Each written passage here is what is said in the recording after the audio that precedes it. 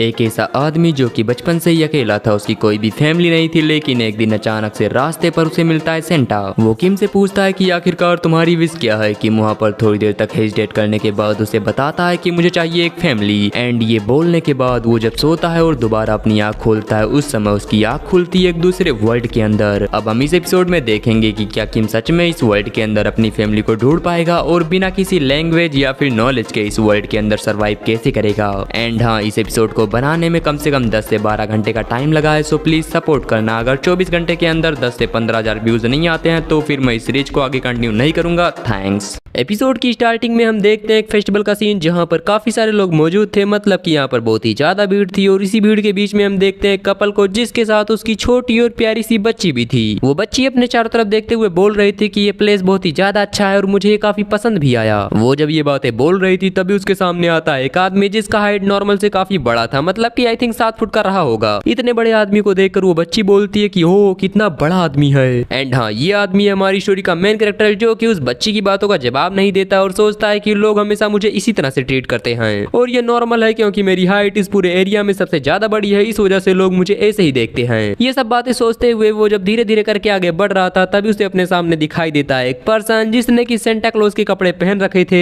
And वहाँ पर एक बोर्ड भी था जिस पर लिखा था कि सेंटा को अपनी विश बताओ। इस बोर्ड को देखकर हमारा मेन कैरेक्टर सोचता है कि मैं नॉर्मली ऐसी चीजों को देखने के बाद बिना कुछ बोले आगे बढ़ जाता हूँ, लेकिन आज ईद है, सॉरी ईद नहीं क्रिसमस ईव है और मुझे इस वजह से थोड़ी बहुत मदद कर देनी चाहिए। फिर वो पैसे निकालते हुए सोचता है कि जब मेरे पेरेंट्स की डेथ हो गई थी उसके बाद से लेकर अब तक मैं अकेला ही हूँ। फिर वो सेंटा को पैसे के साथ कोई और आइटम भी देते हुए बोलता है कि प्लीज आप इसे रखिए, ये खराब नहीं हुआ है। अब इस चीज को देखने के साथ ही जो सेंटा है वो तुरंत ही हमारे मेन कैरेक्टर किम जुआन का हाथ पकड़ता है और चिल्लाते हुए बोलता है कि तुम सच में बहुत ही काइंड पर्सन हो, मैं तुम्हारे इस चीज को रीपे करना चाहता हूँ, तो फिर प्लीज मुझे अपनी विश बताओ, मैं उसे पूरा जरूर करूंगा। उसकी बातों को सुनकर किम सोचता है कि क्या ये बंदा पागल हो गया है, इसी वजह से मैं ऐसे सब काम नहीं करता। वो बोलता है कि मुझे जाने दो, लेकिन सेंटा उसकी बात कहाँ मानने वाला था, वो किम का हाथ छोड़ता ही नहीं। वो बताता है कि मैं यहाँ पर एक काइंड सोल की इच्छा पूरी करने वाला हूँ, तो फिर मुझे बताओ तुम्हारी इच्छा क्या है। किम यहाँ पर सोच रहा था कि सच में ये पर्सन काफी स्ट्रॉन्ग है, मैं अपने हाथों को इससे छुड़ा नहीं पा रहा। मेरी मुलाकात आज से पहले कभी भी ऐसे पर्सन से नहीं हुई जो कि सच में इतना स्ट्रॉन्ग हो। सेंटा आगे बोलता है कि जब तक तुम मुझे अपनी इच्छा नहीं बताओगे तब तक मैं सेंटा विलेज में वापस नहीं जा सकता, तो फिर प्लीज मुझे अपनी इच्छा बताओ प्लीज। उसकी बातों को सुनकर किम बोलता है कि अगर मैं तुम्हें अपनी विश बता दूं तो फिर क्या तुम मुझे जाने दोगे। सेंटा बोलता है कि हाँ बिल्कुल मैं तुम्हें जाने दूंगा, तो फिर जल्दी करो मुझे अपनी विश बताओ। हमारा मेन कैरेक्टर बोलता है कि मुझे चाहिए लॉटरी, बट सेंटा यहाँ पर मना कर देता है कि नहीं, ये तुम्हारी खुद की इच्छा नहीं है, तुम इसे दिल से नहीं मांग रहे, इस वजह से मैं इसे पूरा नहीं कर सकता। कुछ ऐसा मांगो जो कि तुम सच में चाहते हो, तुम्हें चाहिए वो। इस बात को सुनकर किम सोचता है क्या कुछ ऐसी चीज जो कि मुझे हमेशा से चाहिए थी। हाँ मुझे याद आया, मुझे चाहिए एक फैमिली, एक ऐसी फैमिली जो कि कभी भी मुझे अकेला ना छोड़े, हमेशा मेरे साथ रहे, मुझे फैमिली चाहिए। ये सोचकर किम बताता है कि मैं चाहता हूँ एक रेबिट जैसी वाइफ और एक नेवले जैसी डॉटर, मुझे बस यही चाहिए और यही मेरी विश है। इस बात को सुनकर सेंटा बोलता है कि हाँ अब मुझे ऐसा लग रहा है कि तुम सच में ये चीज दिल से चाहते हो।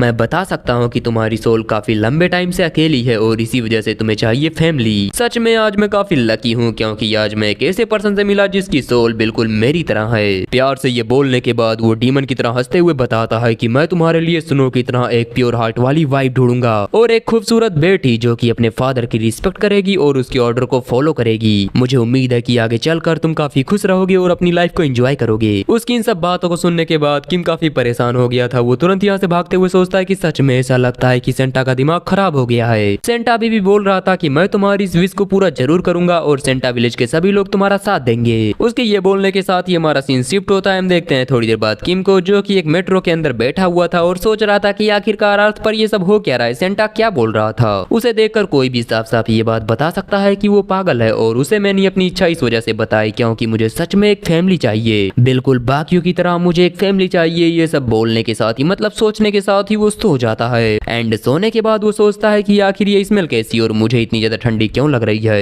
ये सोचने के साथ ही वो अपनी आंख खोलता है। हम देखते हैं उसने कपड़े नहीं पहन रखे थे, मतलब कि ये चड्डी पहन रखी थी बस। ये रियलाइज करने के साथ ही कि वो फिलहाल मेट्रो के अंदर नहीं है, वो काफी शॉक हो गया था। हम देखते हैं कैरेज को, मतलब कि इसे जेल बोलना ज्यादा सही होगा। हम देखते हैं जेल को जिसके अंदर हमारा किम बंद था सिर्फ चड्डी में, और वो वहाँ पर बैठा बस यही सोच रहा था कि आखिरकार अचानक मेरे साथ हुआ क्या और मैं हूँ कहाँ पर। एंड किम के साइड में हम और भी कुछ लोगों को देखते हैं जो कि इसी जेल के अंदर बंद थे एंड उन्हें देखकर ऐसा लग रहा था कि वो काफी कमजोर हैं। फिर इसके बाद जो कि मैं उसकी नजर साइड में पड़ती है, उसे अपने साइड में दिखाई देता है 2 पुलिस वाले या फिर तुम नाइट वगैरह जो चाहे बोल सकते हो। वो आपस में कुछ बात कर रहे थे, लेकिन किम को उनकी बातें बिल्कुल भी समझ नहीं आती कि आखिर वो बात क्या कर रहे हैं। सभी चीजों को अच्छे से एनालाइज करने के बाद किम सोचता है कि ये सारी चीजें मूवी के सेट की तरह लग रही हैं। मैं यहाँ पर किसी के भी लैंग्वेज को समझ नहीं सकता, इसके अलावा इनमें से कोई भी एशियन नहीं है।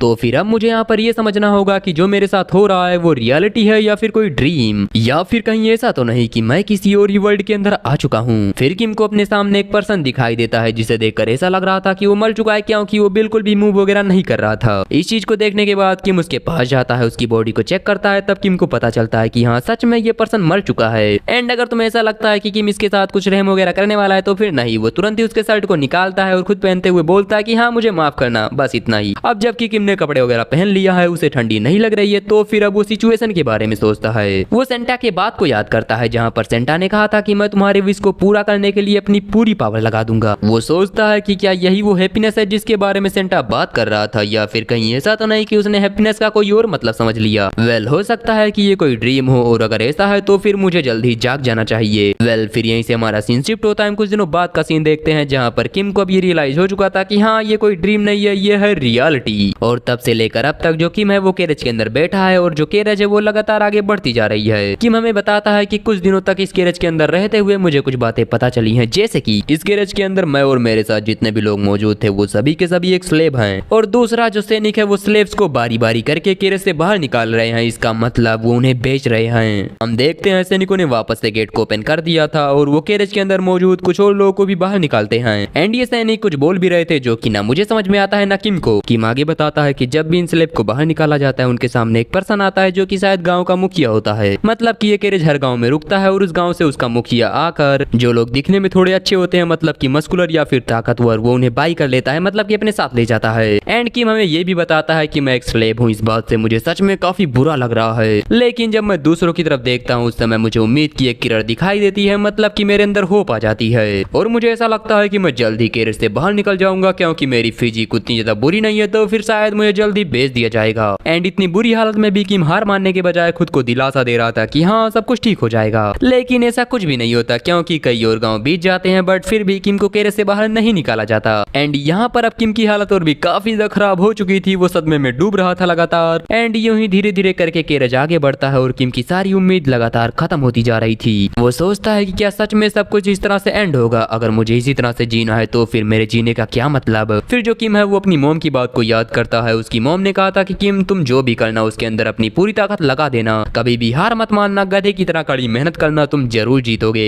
किम भी उनकी बात को सुनकर बोल रहा था कि हाँ मॉम बिल्कुल मैं ऐसा ही करूंगा। पर जेट के अंदर किम अपने मॉम डैड को याद करता है और सोचता है कि क्या मुझे यूं ही सब कुछ सहना पड़ेगा। फिर वो एक बार फिर से सेंटा की बात को याद करता है जहाँ पर सेंटा ने कहा था कि मैं अपने पावर का यूज करते हुए तुम्हारे विश को पूरा जरूर करूंगा, भरोसा रखो। किम सोचता है क्या हैप्पीनेस भाड़ में जाओ, ये वर्ल्ड तो मेरे पहले वाले वर्ल्ड से भी ज्यादा बेकार है, और मैं कभी भी यहाँ पर खुश नहीं रह सकता, मुझे अपनी खुशी खुद ही ढूंढनी होगी। ये सब सोच सोच के किम बहुत ही ज्यादा गुस्सा हो रहा था। वो अपने हाथ में पकड़े चम्मच को अपने गले पर लगा लेता है खुद को मारने के लिए, लेकिन वो सही टाइम पर रुक जाता है। वो सोचता है कि मैं कभी भी ऐसे किसी प्लेस पर मर नहीं सकता, मैं नहीं मरूंगा। वेल उसके ये सोचने के साथ ही उसके साइड से एक आवाज आती है, और ये आवाज क्या है ना मुझे समझ में आता है ना ही किम को। बस उसने ये आवाज सुनी तो फिर वो अपने साइड में देखता है। एंड हाँ इस समय उसकी हालत सच में बहुत ही ज्यादा खराब थी। कोई पर्सन यहाँ पर किम को एक ब्रेड दे रहा था, एंड ये पर्सन कोई और नहीं बल्कि ये थी एक सुंदर सी लड़की। इसे देखने के साथ ही किम काफी हैरान हो जाता है। एंड इसी लड़की के साथ में एक छोटी सी बच्ची भी थी। एंड हाँ अगर तुम्हारे दिमाग में यहाँ पर कोई डाउट आ रहा है तो फिर बस थोड़ी देर तक देखो वीडियो को, तुम्हें सब कुछ समझ में आ जाएगा। स्टोरी सच में काफी अच्छी है। किम यहाँ पर बस इन दोनों को यूं ही घूर रहा था, और उसके यूं ही घूरने के साथ ही हमारा सीन होता है शिफ्ट। हम देखते हैं एक छोटे से घर का सीन। इसी घर के अंदर हम उस छोटी सी बच्ची और उस लड़की को देखते हैं जहाँ पर ये दोनों डिनर वगैरह कुछ कर रहे थे। वो छोटी बच्ची तुरंत ही अपना सारा खाना खा जाती है, तो फिर जो दूसरी लड़की थी वो उसे अपना बाउल देते हुए बोलती है कि इसे भी खा लो। वो छोटी बच्ची उस बाउल को देखती है और बोलती है कि मुझे और ज्यादा भूख लगी है। लड़की बोलती है कि हाँ इसीलिए तो मैंने कहा तुम इसे भी खा लो। वो छोटी बच्ची बोलती है कि नहीं मुझे भूख लगी है, इसका मतलब लीजे को भी उतनी ही भूख लगी होगी। एंड हाँ इस लड़की का नाम है लीजे, और उस बच्ची की बातों को सुनकर ये पूरी तरह से शांत हो जाती है। वो बच्ची तुरंत ही लीजे की तरफ अपने बाउल को आगे बढ़ाती है, जिसे लेते हुए लीजे बोलती है कि इसके लिए तुम्हारा बहुत बहुत थैंक्स, चलो साथ में खाते हैं। उसके ये बोलने के साथ ही बाहर से कोई दरवाजे पर नॉक करते हुए बोलता है कि मैं हूँ एल्डर और तुम्हें गेट ओपन करने की जरूरत नहीं, लेकिन मेरी बातों को अच्छे सुन लो। आज है काउंसिल मीटिंग और हमने डिसाइड किया है कि सोल्जर जिन लोगों को अपने साथ लेकर आए हैं उन्हीं में से एक बनेगा तुम्हारा हस्बैंड। कल आखिरी फैसला ले लिया जाएगा, तो फिर उसके साथ वापस से माउंटेन के ऊपर जाने के लिए तैयार बेखबर हो जाओ। वो आगे बताता है कि जो सैनिक है वो अपने साथ कुछ और चीजों को भी लेकर आए हैं, मतलब खाने की चीज, तो फिर तुम कल आ जाना। ये बोलने के साथ ही वो यहाँ से निकल जाता है। एंड जो लीजे है वो पीछे घबराते हुए सोच रही थी कि आखिर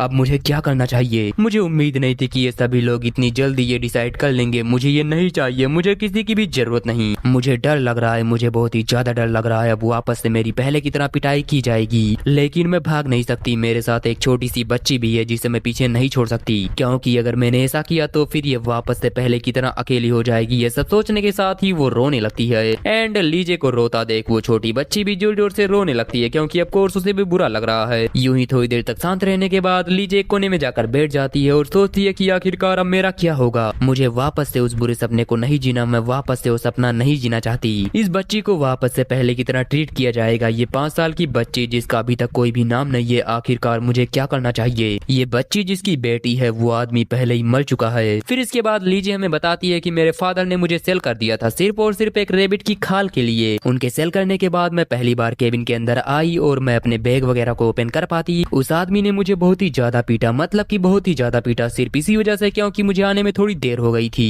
एक सिंपल से रीजन की वजह से मुझे बहुत ही ज्यादा पीटा गया। तब मुझे रियलाइज हुआ कि मेरी लाइफ बिल्कुल भी आसान नहीं। उस दिन मुझे रियलाइज हुआ कि जो लाइफ मैं पहले जी रही थी ये तो उससे भी ज्यादा बदतर है। एंड लीजे जब इतनी बुरी हालत में पड़ी थी तभी उसके पास वो छोटी सी बच्ची आती है। इस बच्ची को देखने के साथ ही लीजे को रियलाइज होता है कि ये बच्ची भी उसी प्रॉब्लम में है जिसमें लीजे है, मतलब कि नर्क में। लीजे हमें बताती है कि ये बच्ची मेरे पास हेवन की एंजल बनकर आई थी। एंड हाँ, ये बच्ची उसी आदमी की बेटी है जिसने की थोड़ी देर पहले लीजे को इतना पीटा है। लीजे को पीटने के तुरंत बाद वो जाता है माउंटेन के ऊपर और कभी भी लौट कर नहीं आता। गांव वालों के हिसाब से वो आदमी माउंटेन के ऊपर किसी वुल्फ वगैरह से फाइट करते हुए मारा गया, जिसके बाद वो कभी भी लौट कर नहीं आया। और जो लीजे की पुरानी लाइफ थी, मतलब कि जब वो अपने डेट के साथ रहती थी, उस समय उसे रोज तो पीटा ही जाता था, लेकिन जब वो यहाँ पर आई, यहाँ पर आने के साथ ही उसे तुरंत ही पीटा गया। लीजे को पीटने के बाद वो आदमी गया हंट करने के लिए एंड वहीं पर मारा गया। वो कभी भी लौट कर नहीं आया। उस आदमी की डेथ हो गई है। इस बात को सुनकर लीजे को थोड़ी राहत मिली, लेकिन एक प्रॉब्लम भी है कि आखिर इन दोनों का ख्याल अब रखेगा कौन, क्योंकि एक बच्ची बिना फादर के और एक लड़की बिना हस्बैंड के इस वर्ल्ड के अंदर सरवाइव नहीं कर पाते। बट इन्हें शायद पता नहीं कि अब इन माँ बेटी की जिंदगी बदलने वाली है। फिर हम थोड़ी देर बाद का सीन देखते हैं जहां पर लीजे अपनी डॉटर के साथ घर से बाहर निकलती है। घर से बाहर निकलने के साथ ही उसकी डॉटर सामने की तरफ इशारा करते हुए बोलती है कि मॉम उधर देखिए। वेल, ये मॉम नहीं बोलती है, बोलती है लीजे उधर देखो उस कैरेज को। लीजे को कैरेज के अंदर एक पर्सन दिखाई देता है एंड इस पर्सन को देखने के साथ ही लीजे को समझ में आता है कि आखिरकार ये पर्सन यहाँ पर क्यों है। वो तुरंत ही घबरा जाती है और उसे उस पुराने वाले आदमी की याद आती है जो कि बिना किसी गलती के लीजे को पीट रहा था। उसे याद करने के साथ ही लीजे थर थर कांपने लगती है, बट वो किस तरह से खुद को संभालती है क्योंकि उसे दिखाई दे रहा था कि जो किम है वो खुद को मारने वाला है। इस चीज को देखने के साथ ही लीजे अपने पास से एक ब्रेड को उठाती है और उसे किम को देने लगती है। वो जब ये ब्रेड दे रही थी तभी यहाँ पर आता है विलेज का चीफ, जो कि इन दोनों को देखते हुए बोलता है, ओ तो आखिरकार तुम आ गए। फिलहाल हम सभी लोग सैनिक का वेलकम कर रहे हैं, तो फिर तुम सीधा घर चली जाओ। उसकी बातों को सुनकर लीजे बोलती है कि हाँ ठीक है। फिर वो अपनी बेटी के साथ वापस जाने लगती है। वापस जाते हुए उसकी बेटी, जिसका कोई भी नाम नहीं है, वो पीछे घूमकर हमारे मेन कैरेक्टर की तरफ देखती है। हम देखते हैं किम को, जो कि उनके दिए हुए ब्रेड को घूर घूर कर देख रहा था और वो उसे खाने ही वाला था, लेकिन तभी दरवाजा खुलता है और कैरेज के अंदर वो नाइट्स आते हुए बोलते हैं कि हे बास्टर्ड वापस आ जाओ। मतलब कि इनकी बातें किम को समझ नहीं आती, लेकिन ये बोल यही रहे थे। वो तुरंत ही किम को एक लात मारते हैं, जिसकी वजह से किम जमीन पर गिर चुका था। उसका ब्रेड भी उसके हाथों से छूट चुका था। फिर वो किम और जो बाकी स्लेब बचे थे उन सभी को बाहर लाकर बिठा देते हैं। एंड यहाँ पर आपस में थोड़ी देर तक बात करने के बाद जो स्लेब यहाँ पर बैठे थे वो तुरंत ही उनके हाथों पर अपने नाइफ का यूज करते हुए कट लगाते हैं। उनका जो ब्लड था वो उस ब्लड को एक काजक के ऊपर लगाते हैं, जो कि अचानक ही ग्लो करने लगता है। मतलब कि ये किस तरह का कॉन्ट्रैक्ट था। एंड इस चीज को देखकर किम सोचता है कि क्या इस वर्ल्ड के अंदर मैजिक भी है, आखिर ये दुनिया है कैसी। इसी बीच यहाँ का जो मुखिया था उसके पास वो नाइट आता है और उसके कानों में कुछ बताता है। इस बात को सुनने के साथ ही मुखिया किम के पास जाकर उसे देखने लगता है। किम भी यहाँ पर काफी परेशान था कि आखिर ये मुझे घूर क्यों रहा है। फिर हम लीजे के घर का सीन देखते हैं जहाँ पर लीजे को कोई राशन देते हुए बोल रहा था कि ये लो, गाँव जाने से पहले इसे रख लो। हमारा जो गाँव है वो तुम्हें इस तरह की चीजें देता है ताकि तुम कुछ दिन तक अच्छे से जी सको। इसके अलावा हमें पता चला है कि जिस आदमी से तुम्हारी शादी होने वाली है उसे तुम्हारी लैंग्वेज बिल्कुल भी नहीं आती और जो हम तुम्हें फिलहाल दे रहे हैं उसका कर्ज तुम्हें ही चुकाना होगा, तो फिर इन सभी चीजों का ध्यान रखना।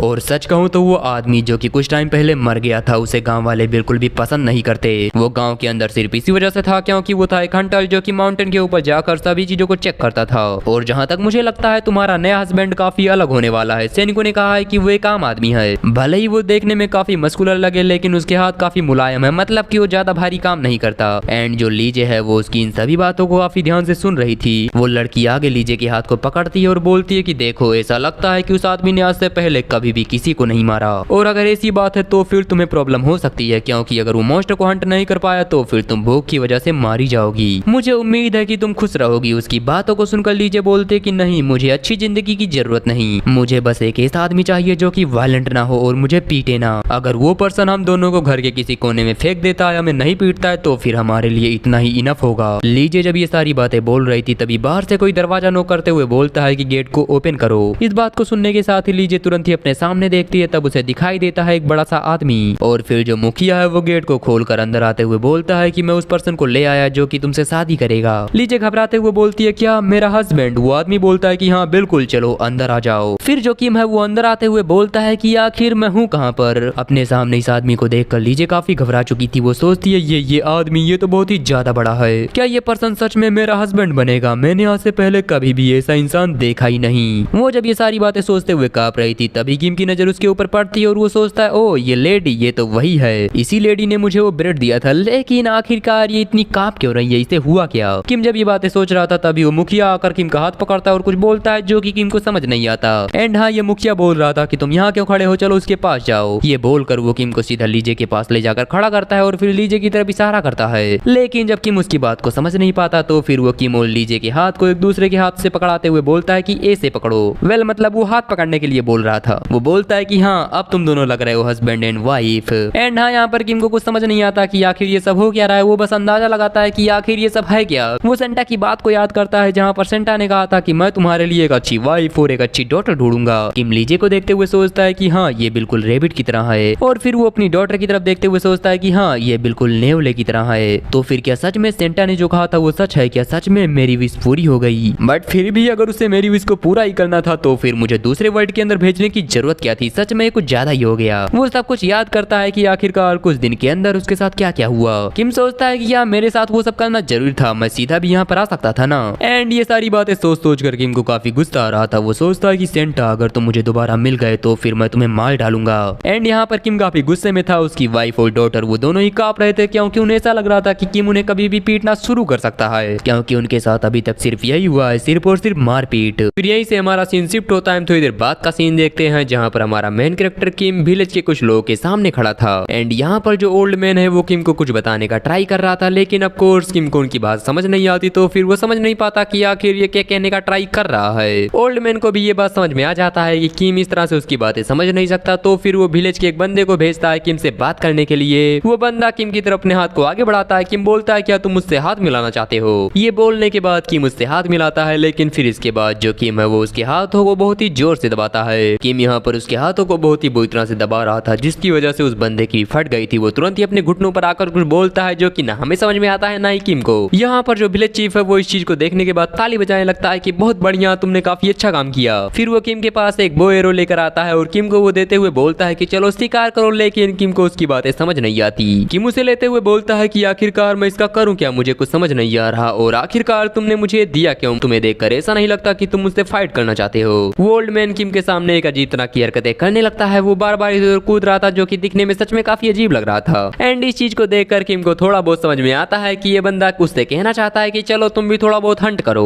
वेल वो बार बार किम को अपने हरकतों के जरिए यही सब बता रहा था, तभी उसकी नजर किसी चीज पर पड़ती है। वो तुरंत ही उस तरफ इशारा करते हुए बोलता है ओ, मतलब कि यहाँ पर उसकी बातें ना मुझे समझ में आती है ना किम को। एंड हाँ, वो इशारा कर रहा था एक रैबिट की तरफ। किम उससे बोलता है क्या तुम ये कहना चाहते हो कि मुझे उसे हंट करना होगा? लेकिन आज से पहले मैंने कभी भी ऐसा किया ही नहीं, तो फिर आखिर मैं ये कैसे करूंगा? लेकिन किम सोचता है कि एक बार हंट करने में क्या ही जाता है, चलो ट्राई करके देख लेते हैं कि आखिरकार मेरी स्किल्स कैसी है। किम उस रैबिट के ऊपर अच्छे से निशाना लगाकर अटैक कर देता है, लेकिन किम का ये अटैक उस रैबिट को बिल्कुल भी नहीं लगता। एक पल के लिए तो वो रैबिट भी हैरान था कि आखिरकार जस्ट अभी तुरंत यहाँ पर हुआ क्या। इस चीज को देखने के बाद ओल्ड मैन ताली बजाने लगता है कि चलो तुमने कुछ तो किया, लेकिन किम बहुत ही उदास था, क्योंकि उसे लग रहा था कि वो हंट करने के बिल्कुल भी लायक नहीं, आखिर वो करे तो करे क्या। इसी बीच यहाँ पर लीजे, उसकी बेटी और उन्हीं दोनों के साथ विलेज की एक और लेडी आ रही थी। लीजे को अपनी तरफ आता देख किम थोड़ा हैरान हो जाता है, लेकिन फिर वो सोचता है तो आखिरकार ये है मेरी वाइफ।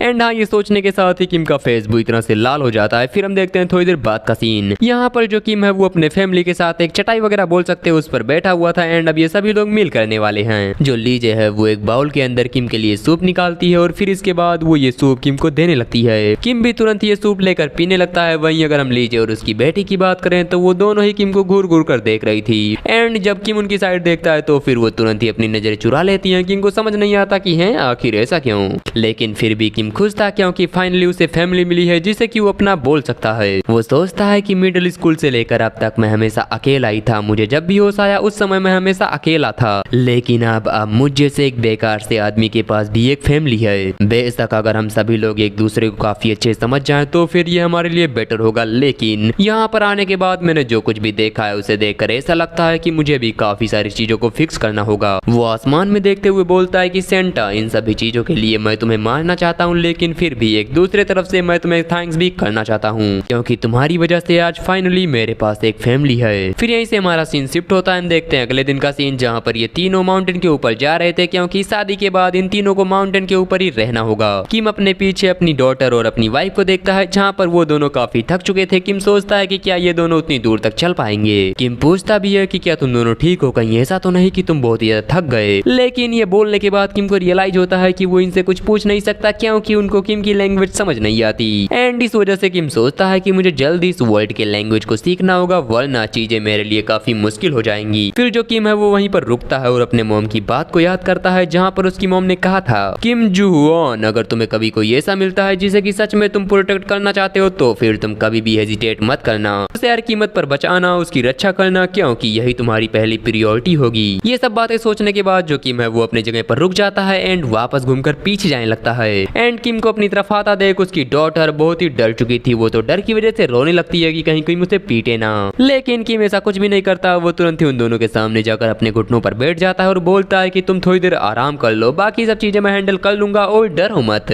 लेकिन लीजे को किम की बातें बिल्कुल भी समझ नहीं आती। वो तो बहुत ही ज्यादा डर जाती है कि आखिरकार ये पर्सन बोल क्या रहा है। वो तुरंत ही अपने घुटनों पर आकर माफी मांगने लगती है कि प्लीज प्लीज प्लीज हमें माफ कर दो, अगर हमसे कोई गलती हो गई है तो माफ कर दो, हमें मारो मत। एंड यहाँ पर अगर हम उसकी डॉटर की बात करें तो वो भी रो रही थी। अब इन दोनों की ऐसी हालत को देखकर किम बोलता है कि आखिर तुम्हें हुआ क्या सच में मेरे फेस को देखकर तुम्हें ऐसा लगता है कि मैं तुम्हें मारने वाला हूँ? सच में ये सोचकर मुझे काफी प्रॉब्लम हो रही है कि मेरे पास आने के साथ ही तुम्हारा बिहेवियर हमेशा ऐसा क्यों हो जाता है। फिर जो किम है वो बोलता है कि तुम मुझे माफ करना, लेकिन मुझे ये करना होगा। ये बोलने के बाद किम अपनी वाइफ एंड अपनी डॉटर को तुरंत ही अपनी बाहों में उठा लेता है। मतलब कि स्टार्टिंग में इन्हें ऐसा लग रहा था कि किम इन्हें मारने वाला है, लेकिन थोड़ी देर में इन्हें रियलाइज हो जाता है कि किम इन्हें उठा रहा है ना कि वो इन्हें मार रहा है। एंड लीजे भी इस चीज से काफी शौक थी कि आखिरकार ये किस तरह का पर्सन है। एंड वहीं अगर हम उसके डॉटर की बात करें तो काफी खुश थी क्योंकि ये पहली बार था जब उसने इतनी ऊंचाई से जमीन को देखा था। किम इनसे बोलता है कि तुम मुझे बस टाइटली पकड़े रहो, बाकी सारी चीजें मैं हैंडल कर लूंगा। इन दोनों को उठाने के बाद किम सोचता है कि मेरे पीठ पर बहुत ही ज्यादा सामान है और मैंने इन दोनों को भी उठा लगा है, लेकिन मुझे बिल्कुल भी वेट फील नहीं हो रहा। मुझे तो अब ऐसा फील हो रहा है जैसे कि मैं पहले से ज्यादा हल्का हो गया हूँ और इनका वेट कुछ है ही नहीं। सच में अब ऐसा लगता है कि आगे चलकर मैं काफी बिजी रहने वाला हूँ। एंड हाँ, किम जब ये सारी बातें सोच रहा था उसी समय हम देखते हैं उसके गर्दन से पसीना आने लगता है। इस चीज को देखने के साथ ही लीजे तुरंत ही उसके पसीने को पोंछती है और यहाँ पर वो थोड़ी रिलीफ फील कर रही थी, मतलब कि वो थोड़ी खुश लग रही थी। एंड इसी तरह से इन दोनों को उठाकर कि माउंटेन की तरफ आगे बढ़ जाता है, मतलब अपने घर की तरफ, क्योंकि माउंटेन के ऊपर इनका घर है। फिर हम थोड़ी देर बाद का सीन देखते हैं जहाँ पर ये सभी लोग माउंटेन के ऊपर पहुंच गए थे एंड जो किम है वो ओल्डमैन को थैंक्स बोल रहा था कि आपका बहुत बहुत धन्यवाद हमें रास्ता दिखाने के लिए। ओल्डमैन बोलता है कि नहीं कोई बात नहीं एंड ये बोलने के बाद वो यहाँ से निकल जाता है। ओल्डमैन के यहाँ से जाने के बाद जो किम है वो देखता है अपने नए घर को जो कि काफी टूटा हुआ था, मतलब कि ज्यादा टूटा नहीं था, रहने के लायक था। किम सोचता है तो ये है मेरा नया घर, हालांकि ये रहने के लिए उतना ज्यादा बेटर नहीं है लेकिन हाँ ये ठीक ठाक है। फिर वो इस वर्ल्ड के अंदर बिताए अपने हर एक दिन को याद करता है जिसे याद करने के साथ ही उसकी फट जाती है। वो सोचता है कि नहीं नहीं मैं वापस से वैसा नहीं रहना चाहता। ये सब सोचने के बाद किम दरवाजे की तरफ देखता है और फिर धीरे से गेट को ओपन करके कमरे के अंदर जाता है। कमरे के अंदर जाने के बाद किम को दिखाई देती है लीजे जो कि थोड़ी घबराई हुई थी एंड वो रो भी रही थी। अब इस चीज को देखने के बाद किम उससे पूछता है कि आखिर हुआ क्या, तुम रो क्यों रही हो, लेकिन लीजे उसकी बातों का कोई भी जवाब नहीं देती और दौड़ते हुए यहाँ से निकल जाती है, मतलब घर से निकल जाती है। उसके यहाँ से जाने के बाद किम की नजर अपने साइड में पड़ती है जहाँ पर उसे दिखाई देता है कि घर के अंदर खाने के लिए कुछ खास चीजें है ही नहीं। एंड अब किम को रियलाइज होता है कि जो लीजे है आखिरकार वो यहाँ से भागकर क्यों गई। एंड फिर इसके बाद हम देखते हैं लीजे को जो कि एक नदी के किनारे बैठकर रोते हुए सोच रहे थे कि यहाँ पर आने से पहले गांव वालों ने मुझसे मेरा सब कुछ ले लिया, मेरा वेपन, मेरी अलमारी, मेरा चाकू, मेरा बो, मेरा मेज, मतलब कि तुम जितनी चीजें सोच सकते हो उन्होंने लीजे से वो सब ले लिया। एंड लीजे ये भी सोच रही थी कि जल्दी ठंड आने वाली है, हमारे पास कपड़े वगैरह भी नहीं है, तो फिर आखिरकार हम सभी चीजों को सरवाइव कैसे करेंगे। एंड इन सभी चीजों से ज्यादा इंपॉर्टेंट बात यह है कि अगर किसी मॉन्स्टर ने हमारे ऊपर अटैक कर दिया तो फिर हम उससे कैसे बचेंगे, क्योंकि मेरे हस्बैंड को फाइट करना आता ही नहीं। वो जब ये सारी बातें सोच रही थी तब यहाँ पर किम आते हुए बोलता है कि ओ तो तुम यहाँ पर हो। वो सीधा लीजे के पास आकर बैठ जाता है और फिर धीरे से उसके सर को सहलाने लगता है। वो लीजे का सर सहलाते हुए बोलता है कि चिंता मत करो, मैं सारी चीजें हैंडल कर लूंगा। किम की बात को सुनकर लीजे सोचती है क्या ये मुझसे ये कहना चाहता है कि मुझे चिंता नहीं करनी चाहिए, अब मुझे इसी पर्सन के साथ में रहना होगा, इसके अलावा माउंटेन में रहने के बावजूद इस पर्सन को हंट करना नहीं आता। अब हमारी आगे की लाइफ सच में बहुत ही ज्यादा बेकार होने वाली है। वो जब ये बात सोच रही थी तभी किम बोलता है कि चिंता मत करो, मैं तुम्हें प्रोटेक्ट करूंगा। लीजे सोचती है कि मैं बहुत ही ज्यादा परेशान हूँ और मुझे इसके ऊपर शक भी है, लेकिन इसके बावजूद पता नहीं क्यों मुझे काफी अच्छा लग रहा है, मैं एकदम ही रिलीफ फील कर रही हूँ। वो जब ये सारी बातें सोच रही थी तभी किम उसे बताता है कि अपने ओरिजिनल वर्ल्ड के अंदर मेरे पेरेंट्स के जाने के बाद मैं हमेशा अकेला था, लेकिन वहाँ पर जिंदा रहने के लिए मैंने कई सारी प्रॉब्लम को फेस किया और काफी स्ट्रगल किया। इस वजह से मैं यहाँ पर भी अपने फैमिली को बचाने के लिए कुछ भी करूंगा। तुम्हें किसी भी चीज की चिंता नहीं करनी चाहिए, और हाँ तुम किसी भी चीज को लेकर चिंता मत करो, तुम खाने पीने की सारी जिम्मेदारी मेरे ऊपर छोड़ सकती हो। किम की ये सारी बातें सुनने के बाद लीजे रोने लगती है। एंड किम भी यहाँ पर थोड़ा हैरान था कि रुको रुको आखिर तुम रो क्यों रही हो। हालांकि लीजे को समझ नहीं आ रहा था कि किम क्या बोल रहा है, लेकिन उसे इतना जरूर पता था कि किम उससे बोल रहा है चिंता मत करो। इसी बीच यहाँ पर हमारे लिटिल प्रिंसेस की भी एंट्री होती है जो कि चिल्लाते हुए बोल रही थी कि लीजे से दूर रहो। वो सीधा दौड़ते हुए जाकर लीजे से चिपक जाती है और बोलती है कि प्लीज लीजे को बुली मत करो, उससे दूर रहो। इन दोनों को देखने के बाद किम सोचता है कि एक लड़की जो कि मेरे बाहों में रो रही है और उसी के साइड में एक छोटी सी बच्ची जो कि रो रही है, सच में मैं इस फीलिंग से एकदम ही अनफेमिलियर हूँ। फिर किम सोचता है कि जब स्टार्टिंग में मैंने इन्हें देखा था उस समय मैं सोच रहा था कि आखिरकार ये लोग हैं कौन और इन्होंने मुझे ब्रेड क्यों दिया, और फिर मैं ये सोच रहा था कि आखिर ये रो क्यों रही है, लेकिन अब मुझे इन सभी चीजों से फर्क नहीं पड़ता। आगे चलकर हम जरूर ही एक काफी अच्छी फैमिली बनेंगे और मैं अपनी फैमिली को बचाऊंगा। किम इन दोनों को गले लगाते हुए बोलता है कि आज के बाद मैं तुम्हें कभी भी रोने नहीं दूंगा और तुम्हें हमेशा खुश रखूंगा। वो सोचता है कि मैं एक अच्छा हस्बैंड और एक अच्छा फादर बनकर दिखाऊंगा और आज के बाद तुम कभी भी नहीं रोने वाले, तुम्हें कभी भी इस बात के ऊपर अफसोस नहीं होगा कि तुम मेरी फैमिली हो। फिर यहीं से हमारा सीन शिफ्ट होता है। हम देखते हैं इनके घर का सीन जहाँ पर ये तीनों ही हॉल में बैठे हुए थे। किम सोचता है कि एक दूसरे से बात करने के बाद हम थोड़े बहुत करीब आ चुके हैं, लेकिन हम इतने करीब भी नहीं कि एक दूसरे से खुलकर बात कर सकें, मतलब की चीजें अभी भी वही है जहाँ पर स्टार्टिंग में थी। लेकिन फिर भी ये थोड़े राहत की बात है कि अब ये दोनों मुझसे डरने के बजाय बस थोड़ा घबराए हुए हैं। लेकिन अगर हम साथ में रहना चाहते हैं तो फिर मुझे किसी चीज की शुरुआत तो करनी होगी ताकि हम एक दूसरे के और ज्यादा करीब आ जाएं। ये सोचने के साथ ही किम के दिमाग में आता है एक आइडिया। वो तुरंत ही अपनी वाइफ एंड अपनी डॉटर के और ज्यादा करीब जाकर बैठ जाता है। उनके पास में जाने के बाद किम उन्हें अपना नाम बता रहा था कि मेरा नाम है किम जुहॉन। किम सोच रहा था कि एक दूसरे को अच्छे से जानने से पहले ये बेटर रहेगा कि सभी को एक दूसरे का नाम पता हो, क्योंकि अब को सबसे हम साथ रहने वाले हैं। किम की बात को सुनकर जो लीजे थी वो बोलती है किम जुहॉन। किम बोलता है कि हाँ बिल्कुल, तो फिर चलो अब तुम मुझे अपना नाम बताओ। इस बात को सुनकर जो लीजे थी वो बताती है कि मैं लीजे। किम बोलता है क्या लीजे, ये सच में काफी अच्छा नाम है। फिर इसके बाद वो ड्रोथी से पूछता है कि आखिरकार तुम्हारा नाम क्या है, लेकिन इस बात को सुनने के साथ ही ड्रोथी एकदम ही शांत हो जाती है। मतलब कि अभी इसका नाम कुछ है नहीं, आगे यही ड्रोथी होगा। तो फिर वही मेरे दिमाग में आ गया क्योंकि मैंने इसे पहले ही रीड कर रखा है। उसकी बेटी उसकी बातों का कोई भी जवाब नहीं दे रही थी, जिसे देखकर किम पूछता है कि आखिर हुआ क्या, तुम दोनों अचानक इतने शांत क्यों हो गए। रुको, कहीं ऐसा तो नहीं कि तुम्हारे पास कोई भी नाम नहीं है। वो बच्ची अपना सर हिलाकर बताती है कि हाँ मेरे पास कोई भी नाम नहीं है। अब यहाँ पर किम को इस बच्ची के लिए थोड़ा बुरा लगता है कि ये 5 साल की है, लेकिन इसके बावजूद इसके पास कोई भी नाम नहीं। वो बोलता है कि तुम चिंता मत करो, मैं तुम्हें एक नाम दूंगा, आज से तुम्हारा नाम होगा ड्रोथी। एंड हाँ, किम ने ये नाम काफी सोच समझ कर दिया है। ये नाम जानवर वगैरह से काफी मैच खाता है, इसी वजह से किम ने ड्रोथी को ये नाम दिया। वो सोचता है कि मुझे उम्मीद है हमारी फैमिली हमेशा एक दूसरे के साथ इसी तरह से खुश रहेगी। एंड हाँ, ड्रोथी को भी ये नाम काफी पसंद आता है। वो बोलती है ड्रोथी। किम बताता है कि हाँ बिल्कुल, आज से यही तुम्हारा नाम है और मुझे उम्मीद है कि आगे चलकर तुम काफी सारे दोस्त बनाओगी। एंड हाँ, यहाँ पर इन सभी बातों को सुनने के बाद ड्रोथी काफी खुश थी, सच में बहुत ही ज्यादा खुश। फिर हम थोड़ी देर बाद का सीन देखते हैं जहाँ पर किम लकड़ी वगैरह काट रहा था, मतलब कि घर का काम कर रहा था। एंड जो लीजे है वो एक पेड़ के पीछे से छुपकर किम को देखते हुए सोच रही थी कि एक अजीब सा आदमी जिसे कि मैं आज से पहले कभी भी नहीं जानती थी, अब वो मेरा हस्बैंड है। है। भले ही उसकी बॉडी बाकियों के मुकाबले थोड़ी बड़ी क्यों ना हो, लेकिन ये सच में काफी काइंड है। आज से पहले किसी ने भी कभी भी मुझे इस तरह से ट्रीट किया ही नहीं। मैं जितने भी लोगों को जानती थी ये उन सभी से अलग है। ऐसा लगता है कि वो एक अलग ही इंसान हो। इसके अलावा उसे ये भी नहीं पता कि हम कौन सी लैंग्वेज बोलते हैं, लेकिन मुझे उसकी आवाज बहुत ही ज्यादा अच्छी लगती है। आज से पहले कभी भी मुझे इतनी ज्यादा काइंडनेस मिली ही नहीं। मुझे हमेशा मारा पीटा जाता था, लेकिन ये आदमी उन सभी से अलग है, एक काइंड पर्सन। भले ही मैं इसके बारे में कितना भी क्यों ना सोचूं, लेकिन मुझे ऐसा लगता है कि ये पर्सन यहाँ से बिलोंग नहीं करता। वो जब ये सारी बातें सोचते हुए किम की तरफ देख रही थी, तभी किम की भी नजर लीजे के ऊपर पड़ जाती है। वो अपना हाथ उठाते हुए बोलता है कि हे लीजे।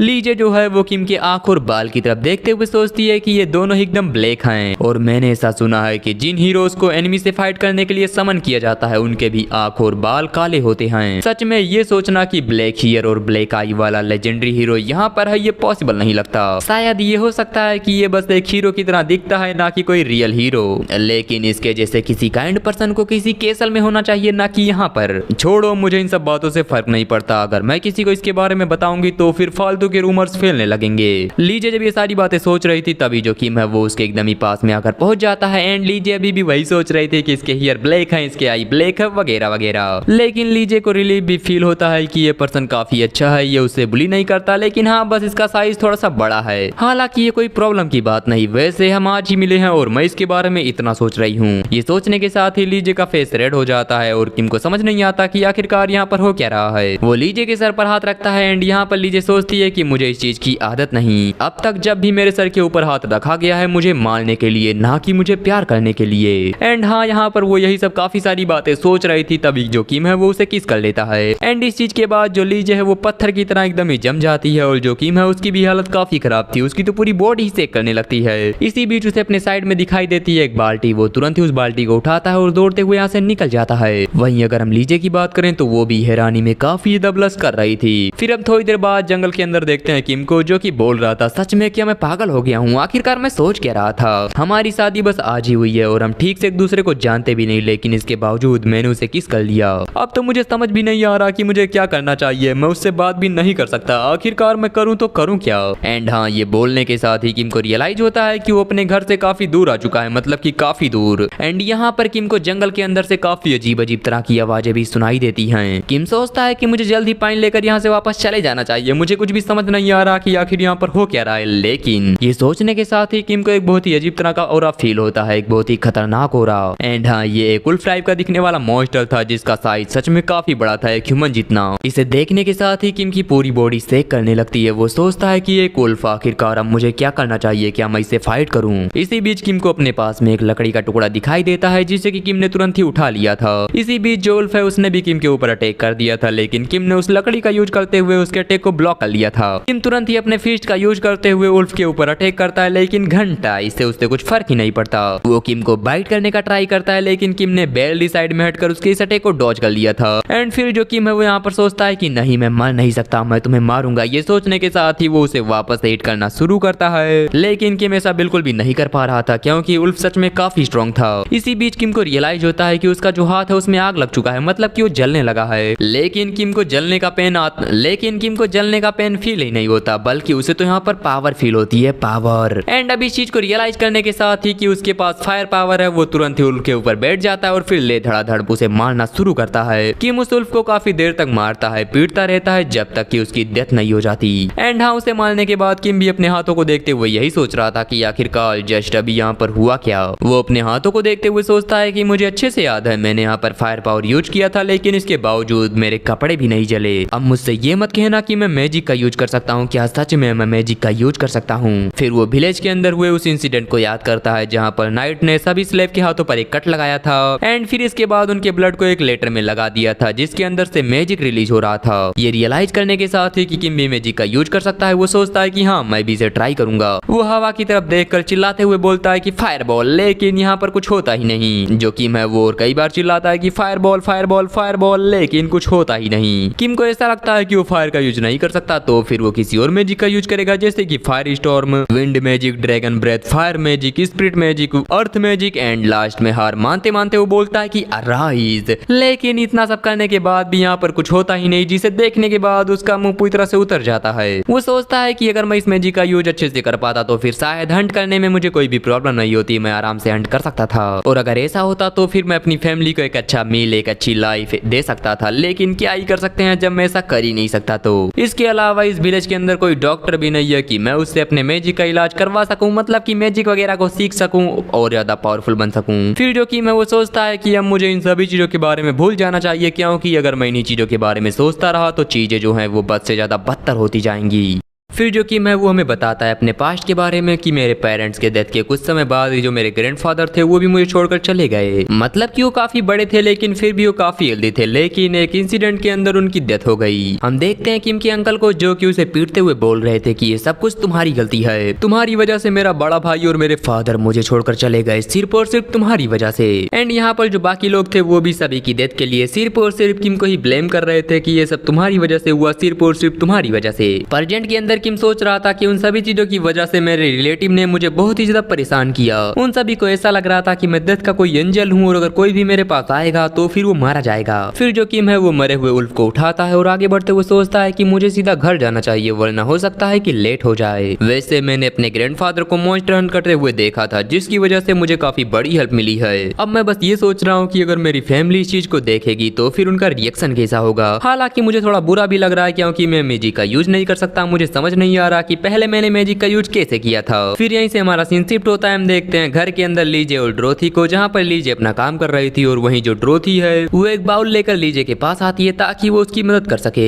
लीजे उस बाउल को लेते हुए बोलती है कि ड्रोथी तुम्हारा बहुत बहुत थैंक्स। एंड हाँ, अपना नाम सुनने के साथ ही जो ड्रोथी वो काफी खुश हो गई थी क्योंकि अब फाइनली उसके पास भी एक नाम है। वो और भी काफी सारी चीजें करने लगती है कि जो लीजे है वो उसका नाम ले। इसी बीच जो ड्रोथी है वो जाती है विंडो के पास। उसे विंडो के सामने कुछ दिखाई देता है जिसे देखने के बाद वो बहुत ही डर गई थी। वो डर की वजह से रोने लगती है। ड्रोथी को इतना ज्यादा डरा देखकर लीजे भी काफी घबरा जाती है। वो तुरंत ही साइड में रखे नाइफ को उठाती है और आगे बढ़ते हुए बोलती है कि ड्रोथी तुम पीछे हट जाओ। वो तुरंत ही गेट खोलकर अपने सामने देखती है किम को जिसके कंधे के ऊपर रखा था एक उल्फ। एंड लीजे को यहाँ पर ऐसा लगता है कि किम को बहुत ही ज्यादा चोट लगी है, इस वजह से वो तुरंत ही दौड़ते हुए उसके पास जाती है। वहीं अगर हम किम की बात करें तो फिर वो उस उल्फ को अपने कंधे से हटाकर नीचे रखता है। एंड अब तक ये दोनों भी वहाँ पर पहुंच गए थे। इन दोनों को देखकर किम बोलता है कि लीजे और ड्रोथी आखिर तुम कैसे हो, क्या तुम ठीक हो। हम देखते हैं लीजे और ड्रोथी को जो कि काफी डरी हुई थी और वो रो भी रही थी। वो तुरंत ही अपने हाथों से अपने नाइफ को छोड़ देती है और किम को पकड़कर जोर जोर से रोने लगती है। किम उससे बोलता है कि चिंता मत करो, मैं ठीक हूँ, तुम्हें इतना ज्यादा परेशान होने की जरूरत नहीं, मुझे ज्यादा चोट नहीं लगी है। ये बोलने के साथ ही किम की नजर पड़ती है ड्रोथी के ऊपर जहाँ पर वो भी उसके पैरों को पकड़कर रो रही थी। किम इन दोनों को बताता है कि मेरे सिर्फ और सिर्फ हाथों पर थोड़ा सा कट लगा है तो फिर तुम्हें इतनी ज्यादा चिंता नहीं करनी चाहिए। सच में तुम दोनों बिल्कुल भी चिंता मत करो, मैं पूरी तरह से ठीक हूँ। किम की इस बात को सुनने के साथ ही लीजे तुरंत ही उसे गले लगाती है और रोते हुए बोलती है कि मैं बहुत ही ज्यादा खुश हूँ कि तुम ठीक हो। उसकी बातें किम को तो समझ नहीं आती लेकिन फिर वो सोचता है कि शायद ये कहना चाहती है कि मैं काफी खुश हूँ क्योंकि तुम ठीक हो। फिर वो ड्रोथी की तरफ देखते हुए बोलता है कि शायद ड्रोथी भी यही बोल रही है कि वो मेरी परवाह करती है। इन दोनों को देखकर किम सोचता है कि मैंने कसम खाई थी मैं इन्हें नहीं रुलाऊंगा, लेकिन अब क्या ही कर सकते हैं। एंड हाँ, इसी तरह से रोते रोते ये पूरी रात गुजर जाती है। फिर हम देखते हैं अगले दिन सुबह का सीन जहाँ पर जो किम है समझ लो उल्फ की कटाई छटाई कर रहा था।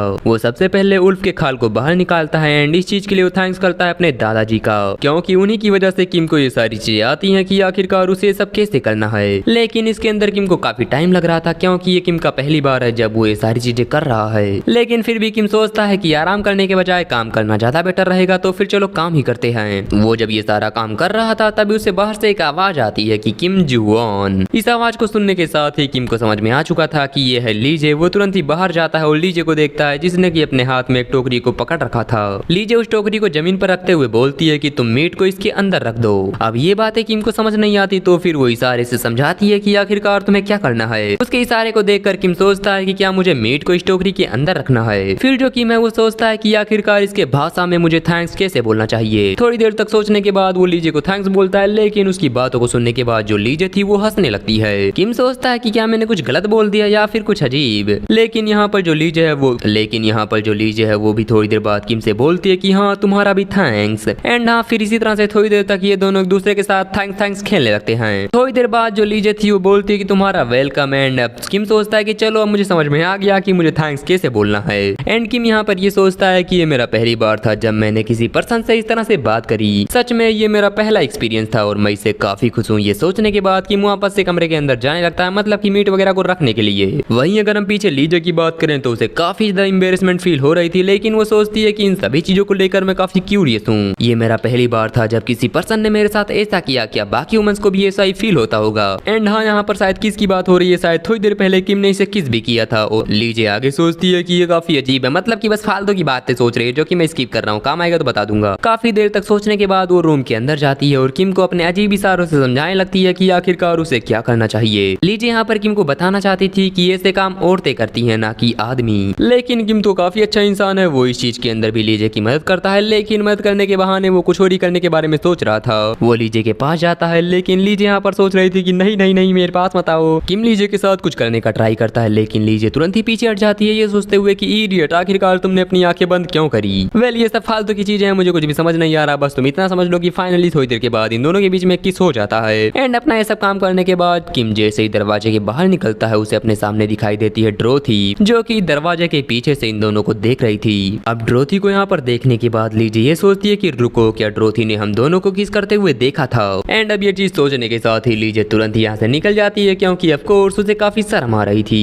वेल, फिर हम थोड़ी देर बाद का सीन देखते हैं, जहाँ पर ये दोनों शायद घर की तरफ जा रहे थे, मतलब कि तीनों घर की तरफ जा रहे थे। एंड यहाँ पर जो ड्रोथी है वो बार बार किम का पैर पकड़ रही थी। वेल, यहाँ पर जो ड्रोथी है वो किम की मदद करना चाहती थी, एंड जो किम है वो भी उसे थैंक्स बोल देता है। लेकिन ये बोलने के बाद किम को समझ में आता है कि ड्रोथी थोड़ी उदास है। वो सोचता है कि क्या ऐसा इस वजह से क्योंकि मैंने उसका नाम नहीं लिया। अब ये सोचने के बाद किम एक बार फिर से बोलता है कि ड्रोथी, मेरी मदद करने के लिए तुम्हारा बहुत बहुत थैंक्स। एंड अपना नाम सुनने के साथ ही ड्रोथी काफी खुश हो चुकी थी। फिर यहीं से हमारा सीन शिफ्ट होता है, हम देखते हैं रात में इनके घर का सीन। और ये मतलब कि अभी रात नहीं हुई है, रात होने में थोड़ा सा टाइम है। यहाँ पर जो लीज है वो सुल्फ के खाल को सुखा रही थी, जिसे देखते हुए किम सोचता है कि यहाँ पर ज्यादा रोशनी भी नहीं है और काफी बदबू भी आ रही है, तो फिर वो ऐसे काम अंदर क्यों कर रही है, उसे बाहर सुखाना चाहिए। फिर वो सोचता है कि शायद लीजे के लिए काफी वैल्यूबल है, इसी वजह से वो इसे बाहर नहीं सुखा रही, बट रीजन तो कुछ और ही है, इसके बारे में तुम्हें आगे पता चल जाएगा। इसी बीच यहाँ पर ड्रोथी भी आती है और वो पास से इस भेड़िए खाल को देखने लगती है, वो इसे टच करने का भी ट्राई करती है। एंड हाँ, फिलहाल इनकी फैमिली काफी खुश थी, जो कि कब तक रहेगी पता नहीं। किम भी इन्हें देखते हुए सोच रहा था कि सच में ऐसा लगता है कि ये दोनों काफी मजे कर रहे हैं। फिर जो ड्रोथी है उस मीट को लकड़ी के बर्तन में रखने लगती है, शायद कुछ बनाने के लिए या फिर स्टोर करने के लिए। किम सोचता है कि मुझे सभी चीजों को अच्छे से देखना चाहिए, क्योंकि अगर मुझे उनके बारे में पता रहेगा तो फिर अगली बार मैं उन सभी चीजों को काफी अच्छे से कर सकता हूँ। फिर वो ड्रोथी के फेस को देखते हुए सोचता है कि सच में ये काफी ज्यादा खुश लग रही है। वैसे अभी यहाँ पर काफी सारी चीजें हैं जो कि मैं करना चाहता हूँ और मैं उसे करूंगा। मुझे सबसे पहले ये पता करना है कि यहाँ पर चीजें किस तरह से एक्सचेंज की जाती है, उनकी वेल्थ क्या है, उनकी वैल्यू क्या है। मुझे इन सभी चीजों के बारे में जल्द से जल्द पता करना होगा ताकि कोई भी प्रॉब्लम ना हो।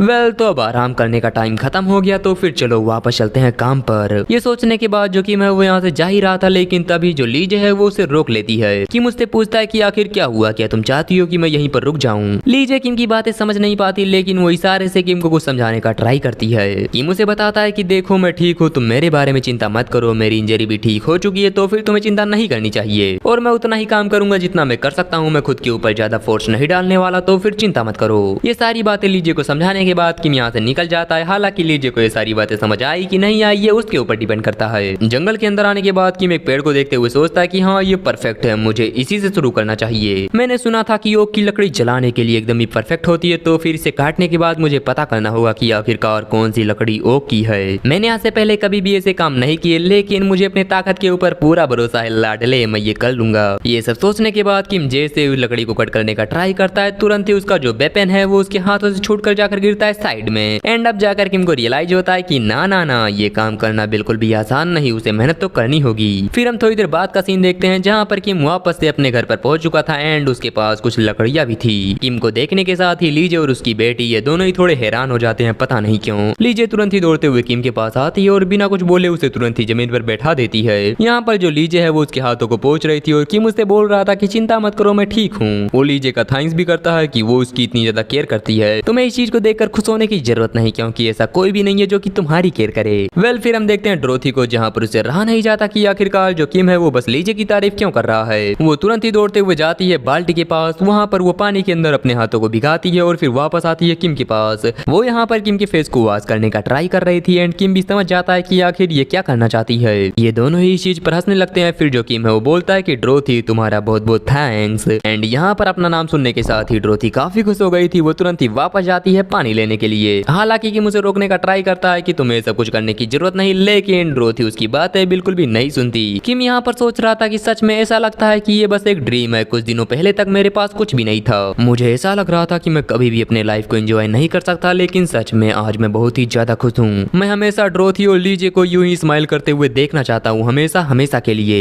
फिर यहीं से हमारा सीन शिफ्ट होता है। हम देखते हैं रात का सीन, जहाँ पर ये सभी लोग डिनर कर रहे थे। हालांकि ड्रोथी सो चुकी थी। इन दोनों की भी नजर ड्रोथी के ऊपर पड़ती है, तो फिर इन्हें पता चलता है कि वो पहले ही सो चुकी है। अब इस चीज को देखने के बाद जो किम है वो ड्रोथी को उठाता है और उसे ले जाकर बेड पर सुला देता है। फिर इसके बाद हम देखते हैं लीजे को, जहाँ पर वो अपना बर्तन वगैरह धुल रही थी, मतलब कि वो अपने फैमिली का काम कर रही थी। तभी यहाँ पर आता है किम, और जो किम है वो साइड से जा ही रहा था कि तभी जो लीजे है वो उसका हाथ पकड़ लेती है। किम का हाथ पकड़ने के बाद वो काफी प्यार से किम की तरफ देख रही थी। फिर इसके बाद वो किम के और ज्यादा करीब आकर उसके सर वगैरह को पोंछने लगती है। एंड इसी तरह से जो चीजें हैं वो धीरे धीरे करके बढ़ने लगती हैं। तो फिर जो किम था वो बोलता है कि चलो कमरे में चलते हैं। एंड ऑफ कोर्स कमरे के अंदर आने के बाद ये लोग गिल्ली डंडा तो खेलेंगे नहीं, बाकी सब जो करेंगे वही होता है। एंड यहाँ पर किम सोच रहा था कि सच में ये लेडी मेरी वाइफ है और वो मेरी डॉटर। मैं कभी भी नहीं चाहता कि ये दोनों मुझे छोड़कर जाएं। संटा प्लीज तुम कभी भी इन दोनों को मुझसे मत छीनना। मैं हमेशा से अपने लाइफ को इसी तरह से एंजॉय करना चाहता था और मैं इसे एंजॉय करते हुए मरना भी चाहता हूँ।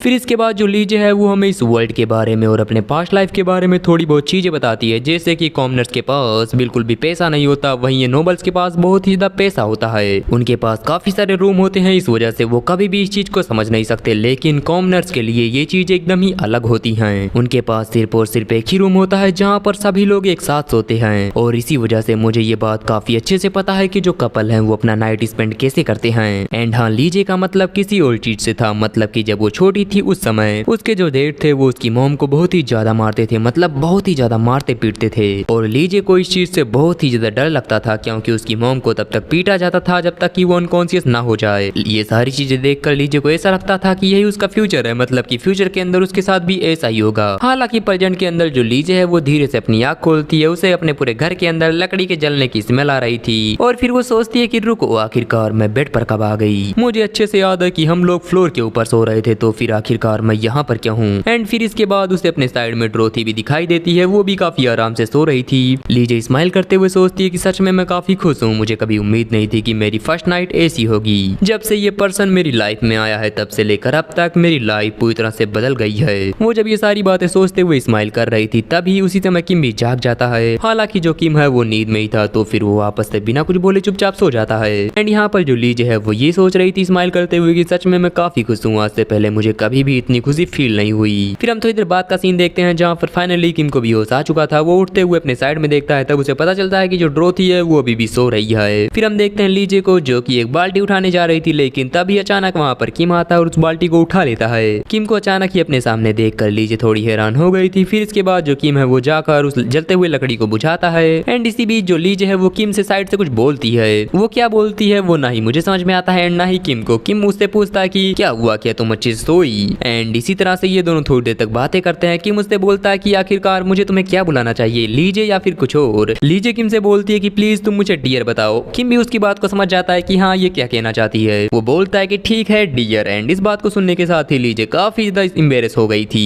ये दोनों आपस में इसी तरह से बातें कर रहे थे, तभी हम देखते हैं ड्रोथी को अब फाइनली उसे भी होश आ चुका था। एंड हाँ, ड्रोथी ये ड्रीम देख रही थी कि जो उसका मीट है वो अपने आप ही उड़कर जा रहा है। इस ड्रीम को देखते हुए ड्रोथी को होश आता है। वो उठते हुए बोलती है मीट। एंड ये बोलने के साथ ही वो तुरंत ही फंस पर गिर चुकी थी। फिर इसके बाद जो ड्रोथी है वो इन दोनों की तरफ भागने लगती है। इन्हें भी ऐसा ही लग रहा था कि ड्रोथी उनके पास आ रही है, लेकिन जो ड्रोथी है वो तुरंत ही उनके पास से निकल जाती है और सीधा जाती है मीट के पास ये चेक करने के लिए कि मीट है या फिर नहीं। इस चीज को देखकर ये भी स्माइल कर रहे थे, क्योंकि हाँ फाइनली इनके दिन आराम से कट रहे थे। किम ड्रोथी को बताता है कि चिंता मत करो, मीट वहीं पर है, तुम चिंता मत करो। एंड जो ड्रोथी है वो भी मीट मीट करके चिल्लाने लगती है। इस चीज को देखकर किम सोचता है कि शायद अब मुझे थोड़ी और मेहनत करनी चाहिए। फिर यहीं से हमारा सीन शिफ्ट होता है। हम देखते हैं फॉरेस्ट का सीन, जहाँ पर किम आगे बढ़ते हुए सोच रहा था कि अगर मुझे एक और वुल्फ मिल जाए तो फिर मजा आ जाएगा। इस बार तो मेरे पास एक वेपन भी है, मुझे यकीन है कि इसका यूज करते हुए मैं उस वुल्फ को डिफीट कर सकता हूँ। इसी बीच जो किम है उसे फील होता है कि उसके आसपास का जो इन्वायरमेंट है वो अचानक ही बदल गया है। किम सोचता है कि रुको, आखिर ये है क्या, अचानक ही पूरा प्लेस इतना ज्यादा बदल कैसे गया। क्या ऐसा हो सकता है कि जल्दी यहाँ पर कोई बहुत ही खतरनाक मॉन्स्टर अपीयर होने वाला है। किम के सोचने के साथ ही हम देखते हैं एक पर्सन के पैरों को, जो कि किम की तरफ ही आगे बढ़ रहा था। किम की भी नजर इस पर्सन के ऊपर पड़ती है। वो पूछता है कि रुको, आखिरकार तुम हो कौन। हम देखते हैं उस पर्सन को जिसने की एक चोगा पहन रखा था एंड हाँ, वो दिखने में थोड़ा ओल्ड था। फिर इसके बाद ये जो ओल्ड मैन है ये हमें अपने थोड़े पास्ट के बारे में बताता है कि आखिरकार वो यहाँ पर पहुंचा तो पहुंचा कैसे। उसे एक पत्थर के ऊपर थोड़ा बहुत ब्लड दिखा था जिसे देखते हुए वो बोल रहा था कि क्या ये किसी एनिमल का है। एंड थोड़ी देर तक उसे देखने के बाद ओल्ड मैन को ये रियलाइज होता है कि ये ब्लड किसी बड़े जानवर का है। वो सोचता है कि अकेले इस बड़े मॉन्स्टर को डिफीट करना लगभग नामुमकिन है। फिर इसके बाद वो उस पर्सन को कई दिनों तक ढूंढता है जिसने कि उस मॉन्स्टर को हंट किया था। एंड कई दिनों तक उसे ढूंढने के बाद उसे फाइनली दिखता है हमारे किम का घर। उसे यहाँ पर किम भी दिखाई देता है तो फिर वो सोचता है कि क्या उस बड़े से मॉन्स्टर को इस पर्सन ने हंट किया है, लेकिन ये दिखने में बिल्कुल ऐसा नहीं लगता। इसे देखकर ऐसा बिल्कुल नहीं लगता कि ये उतने बड़े मॉन्स्टर को हंट कर सकता है। बिना किसी प्रोफेशनल हंटर के कोई भी ऐसा कर ही नहीं सकता और बिना किसी वेपन के अकेले उस मॉन्स्टर को डिफीट करना लगभग नामुमकिन है। मुझे खुद से ही इन सभी चीजों को चेक करना होगा। एंड इसी तरह से सभी चीजों को ढूंढते ढूंढते वो आया किम के पास। किम के पास आने के बाद उसे उसके हाथों के ऊपर दिखाई देता है एक निशान। ये निशान उसी वुल्फ मॉन्स्टर के काटने का था जिससे कि ये ओल्ड मैन तुरंत ही पहचान जाता है। लेकिन ओल्ड मैन को पता चलता है कि किम का जो हाथ है वो पूरी तरह से हिल हो चुका है जो कि लगभग इम्पॉसिबल है। एंड वो किम को देखकर काफी सारी चीजें सोचता है जैसे कि ये काफी बड़ा है, काफी मस्कुलर है, इसकी बॉडी काफी अच्छी है। और इस पर्सन को अच्छे से देखने के बाद सिर्फ और सिर्फ एक ही पॉसिबिलिटी सामने आती है। मेरे ख्याल से ये पर्सन होगा एक मेज, क्योंकि अगर ये एक मेज नहीं है तो फिर ये कभी भी उस वुल्फ को डिफीट नहीं कर सकता। फिर इसके बाद ओल्ड मैन हमें मेज के बारे में बताता है जो कि इस वर्ल्ड के अंदर एग्जिस्ट करते हैं। हालांकि इनसे मिलना बहुत ही ज्यादा मुश्किल है, लेकिन अगर तुम्हारी किस्मत हुई तो फिर तुम उनसे मिल सकते हो। और फिलहाल ओल्ड मैन को ऐसा लग रहा था कि जो किम है वो है एक मेज। ओल्ड मैन हंसते हुए सोचता है कि फाइनली मेरे पास एक अपॉर्चुनिटी है। अगर मैंने इस मौके को गवा दिया तो फिर शायद मुझे दोबारा कभी भी ऐसा मौका नहीं मिलेगा और मैं मर जाऊंगा। वहीं अगर हम किम की बात करें तो किम ये सोच रहा था कि ये पर्सन कितना अजीब है और ये मुझे घूर क्यों रहा है। फिर जो ओल्ड मैन है वो हमें अपने बारे में बताता है कि कुछ टाइम पहले मैं भी काफी यंग था और अगर तुम किसी नोबल के फॉरेस्ट को मैनेज करने लगते हो तो फिर तुम बन जाते हो वुडलैंड। और अगर तुम उस माउंटेन के ऊपर किसी मॉन्स्टर वगैरह से फाइट करते हो, उन्हें डिफीट करते हो, तो फिर उसके बदले में तुम्हें मिलेंगे मेरिट्स और उसके बदले में तुम किसी एरिया के लॉर्ड बन सकते हो। इन सब चीजों के लिए मैंने अपने फादर को पीछे छोड़ दिया और मैं विलेज से भी बाहर निकल गया। मैं बस यही सोच रहा था कि आगे चलकर मैं एक ऐसा हंटर बनूंगा जो कि अपना ख्याल खुद ही रख सकता है। कुछ टाइम के बाद मैं एक विलेज का माउंटेन कीपर बन गया और वो विलेज सच में काफी अच्छा था। वहाँ पर सिर्फ एक ही चीज की कमी थी और वो थी जलने वाली लकड़ी। हालांकि उस फॉरेस्ट के अंदर जो कॉमनर थे वो भी एंटर कर सकते थे, इस वजह से लोग फॉरेस्ट के अंदर तक गए और उन्होंने लगभग सारी जलने वाली लकड़ियां निकाल ली। उस समय मुझे लगा कि मुझे भी इस माउंटेन की ओर ज्यादा अंदर जाना चाहिए, शायद और ज्यादा अंदर जाने के बाद मैं सभी चीजों को अच्छे से समझ सकूं।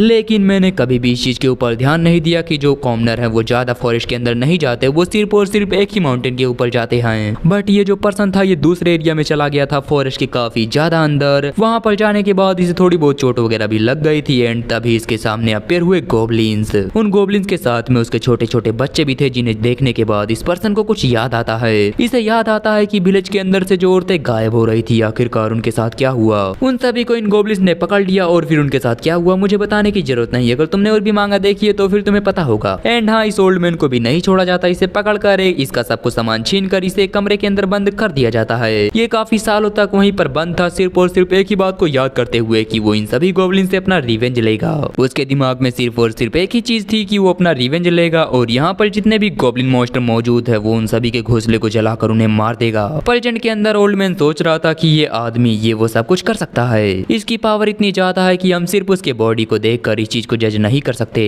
इसके अलावा इसकी हीलिंग एबिलिटी भी काफी अच्छी है क्योंकि इसका घाव बहुत ही जल्दी हील हो चुका है। अगर मैं इसे थोड़ा अच्छे से ट्रेन कर दूं तो फिर शायद ये दुनिया का सबसे खतरनाक मॉन्स्टर हंटर बन जाएगा। फिलहाल तो वो सभी गोबलिन माउंटेन के अंदर छुपे हुए हैं, लेकिन जब एक बार औरतों की कमी हो जाएगी तो फिर वो वापस से आएंगे, विलेज के ऊपर हमला करेंगे और उस समय हम उन सभी को पकड़कर उन्हें मार सकते हैं। हालांकि जब तक मैं इसके साथ किसी कॉन्ट्रैक्ट को साइन कर नहीं लेता तब तक मुझे इससे गोबलिन की बात छुपानी होगी। लेकिन जब एक बार मैं इसके साथ कॉन्ट्रैक्ट साइन कर लूंगा उसके बाद ये भाग नहीं पाएगा और फिर मैं उन सभी गोबलिन को इसके साथ मिलकर मार डालूंगा। वो जब ये सारी बातें सोच रहा था तभी जो किम है वो उसे ग्रीट करता है, ये सोचते हुए कि मैं इस पर्सन को अच्छे से नहीं जानता, मुझे केयरफुल रहना होगा। हालांकि मैं इसे ग्रीट कर रहा हूँ लेकिन फिर भी मुझे सावधान रहना चाहिए, क्या पता कब क्या हो जाए। जो ओल्ड मैन है वो किम से बोलता है कि अब मैं तुम्हें वो सब सिखाऊंगा जो कि मैं जानता हूँ और मैं तुम्हें बनाऊंगा एक हंटर। किम को उसकी बातें बिल्कुल भी समझ नहीं आती और यहीं से हमारा सीन शिफ्ट होता है। हम देखते हैं किम के घर का सीन। किम उठते हुए बोल रहा था कि मुझे ऐसा लग रहा है मैंने अपनी आंखें बंद करी और सुबह हो गई, सच में क्या बकवास है, मुझे और सोना था। फिर इसके बाद किम की नजर उसके विंडो के बाहर जाती है जहाँ पर उसे दिखाई देता है वही ओल्ड मैन मैन जो कि बाहर खड़ा होकर किम का वेट कर रहा था। किम उसे देखते हुए सोचता है कि क्या ये पर्सन अभी भी यहीं पर है, ये यहाँ से गया नहीं। मैं नहीं चाहता कि जब घर के अंदर लीजे और ड्रोथी हैं उस समय कोई पर्सन और घर के अंदर आए। ये सब बातें सोचते हुए किम अपने कपड़े को सही कर रहा था। तभी हम देखते हैं उस ओल्ड मैन को जो कि आराम से स्माइल कर रहा था, एक प्यारी सी स्माइल। लेकिन ये स्माइल किम को बिल्कुल भी पसंद नहीं आती, क्योंकि ये उसके पुराने बॉस की तरह थी जो कि हमेशा सिर्फ और सिर्फ काम के टाइम पर ही ऐसा स्माइल करता था।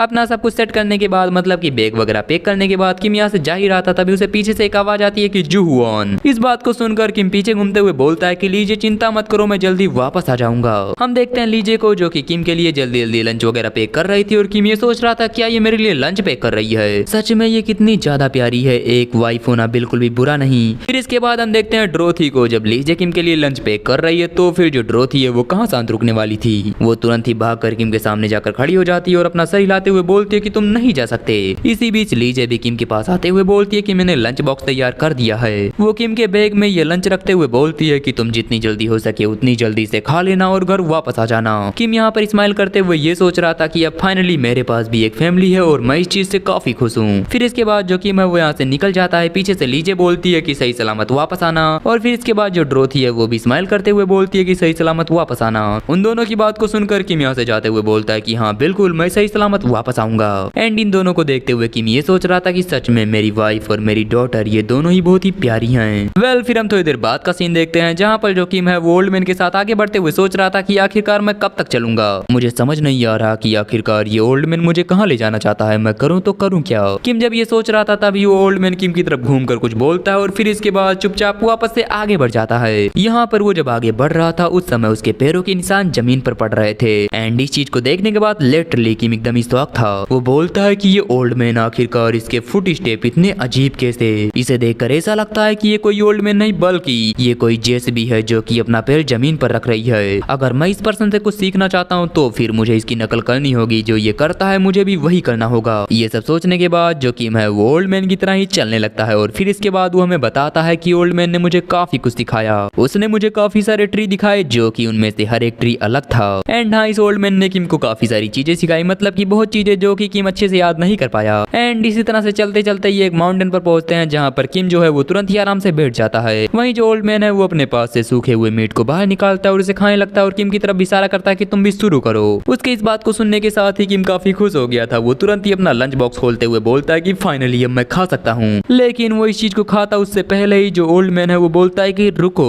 इस बात को सुनकर किम उसकी तरफ देखते हुए बोलता है क्या रुको, लेकिन यहाँ पर हुआ क्या। ओल्ड मैन किम को सामने की तरफ इशारा करते हुए बोलता है कि उधर देखो। इस बात को सुनकर किम अपने सामने देखता है जहाँ पर उसे काफी सारे जानवर वगैरह दिख रहे थे। किम सोचता है तो इस वजह से इसने मुझे रोका, क्योंकि अगर मैं लंच बॉक्स खोलूंगा तो फिर इसकी स्मेल पूरे फॉरेस्ट के अंदर फैल जाएगी और काफी सारे जानवर मेरे पास आ जाएंगे। लीजे ने सुबह काफी मेहनत से इस लंच को बनाया था, लेकिन ये अफसोस की बात है कि मैं इसे खा नहीं सकता। मुझे ऐसा लग रहा है कि मैं रो दूंगा। ये सब सोचने के बाद जो किम है वो वापस से अपने घर आता है। ओल्ड मैन भी साइड में दरवाजे पर खड़ा था, अपने हाथ में 2 स्टिक पकड़े। किम भी इस स्टिक को देखता है और सोचता है कि क्या ये ओल्ड मैन इसका यूज करके कोई बो वगैरह बनाने वाला है। एंड हाँ ये ओल्ड मैन भी बिल्कुल ऐसा ही करता है। वो इस स्टिक का यूज करते हुए बनाता है 2 बो। उनमें से वो एक बो किम को देता है और एक खुद रखता है और फिर इसके बाद वो कहीं जाने लगता है। किम सोचता है क्या सच में मैं इसे हैंडल कर सकता हूँ, ऐसा लगता नहीं कि मैं इसे अच्छे से यूज कर पाऊंगा, लेकिन हाँ मुझे करना होगा। फिर हम देखते हैं ओल्ड मैन को जो कि अपने बो एंड एरो को उठाता है और कहीं पर निशाना लगाता है। किम सोचता है कि ये बो काफी बड़ा है, लेकिन ओल्ड मैन को देखकर ऐसा नहीं लगता कि वो ज्यादा पावर लगा रहा है। हम देखते हैं ओल्ड मैन के एरो को जो कि सीधा जाकर एक पेड़ से टकराता है एंड वो उस पेड़ के काफी अंदर तक घुस चुका था। किम भी इस चीज को देखकर इम्प्रेस था कि सच में इसमें काफी पावर थी। फिर जो किम है वो भी निशाना लगाना शुरू करता है। जो ओल्ड मैन है वो किम के पोस्चर वगैरह को सही करता है कि ऐसे नहीं ऐसे पकड़ो।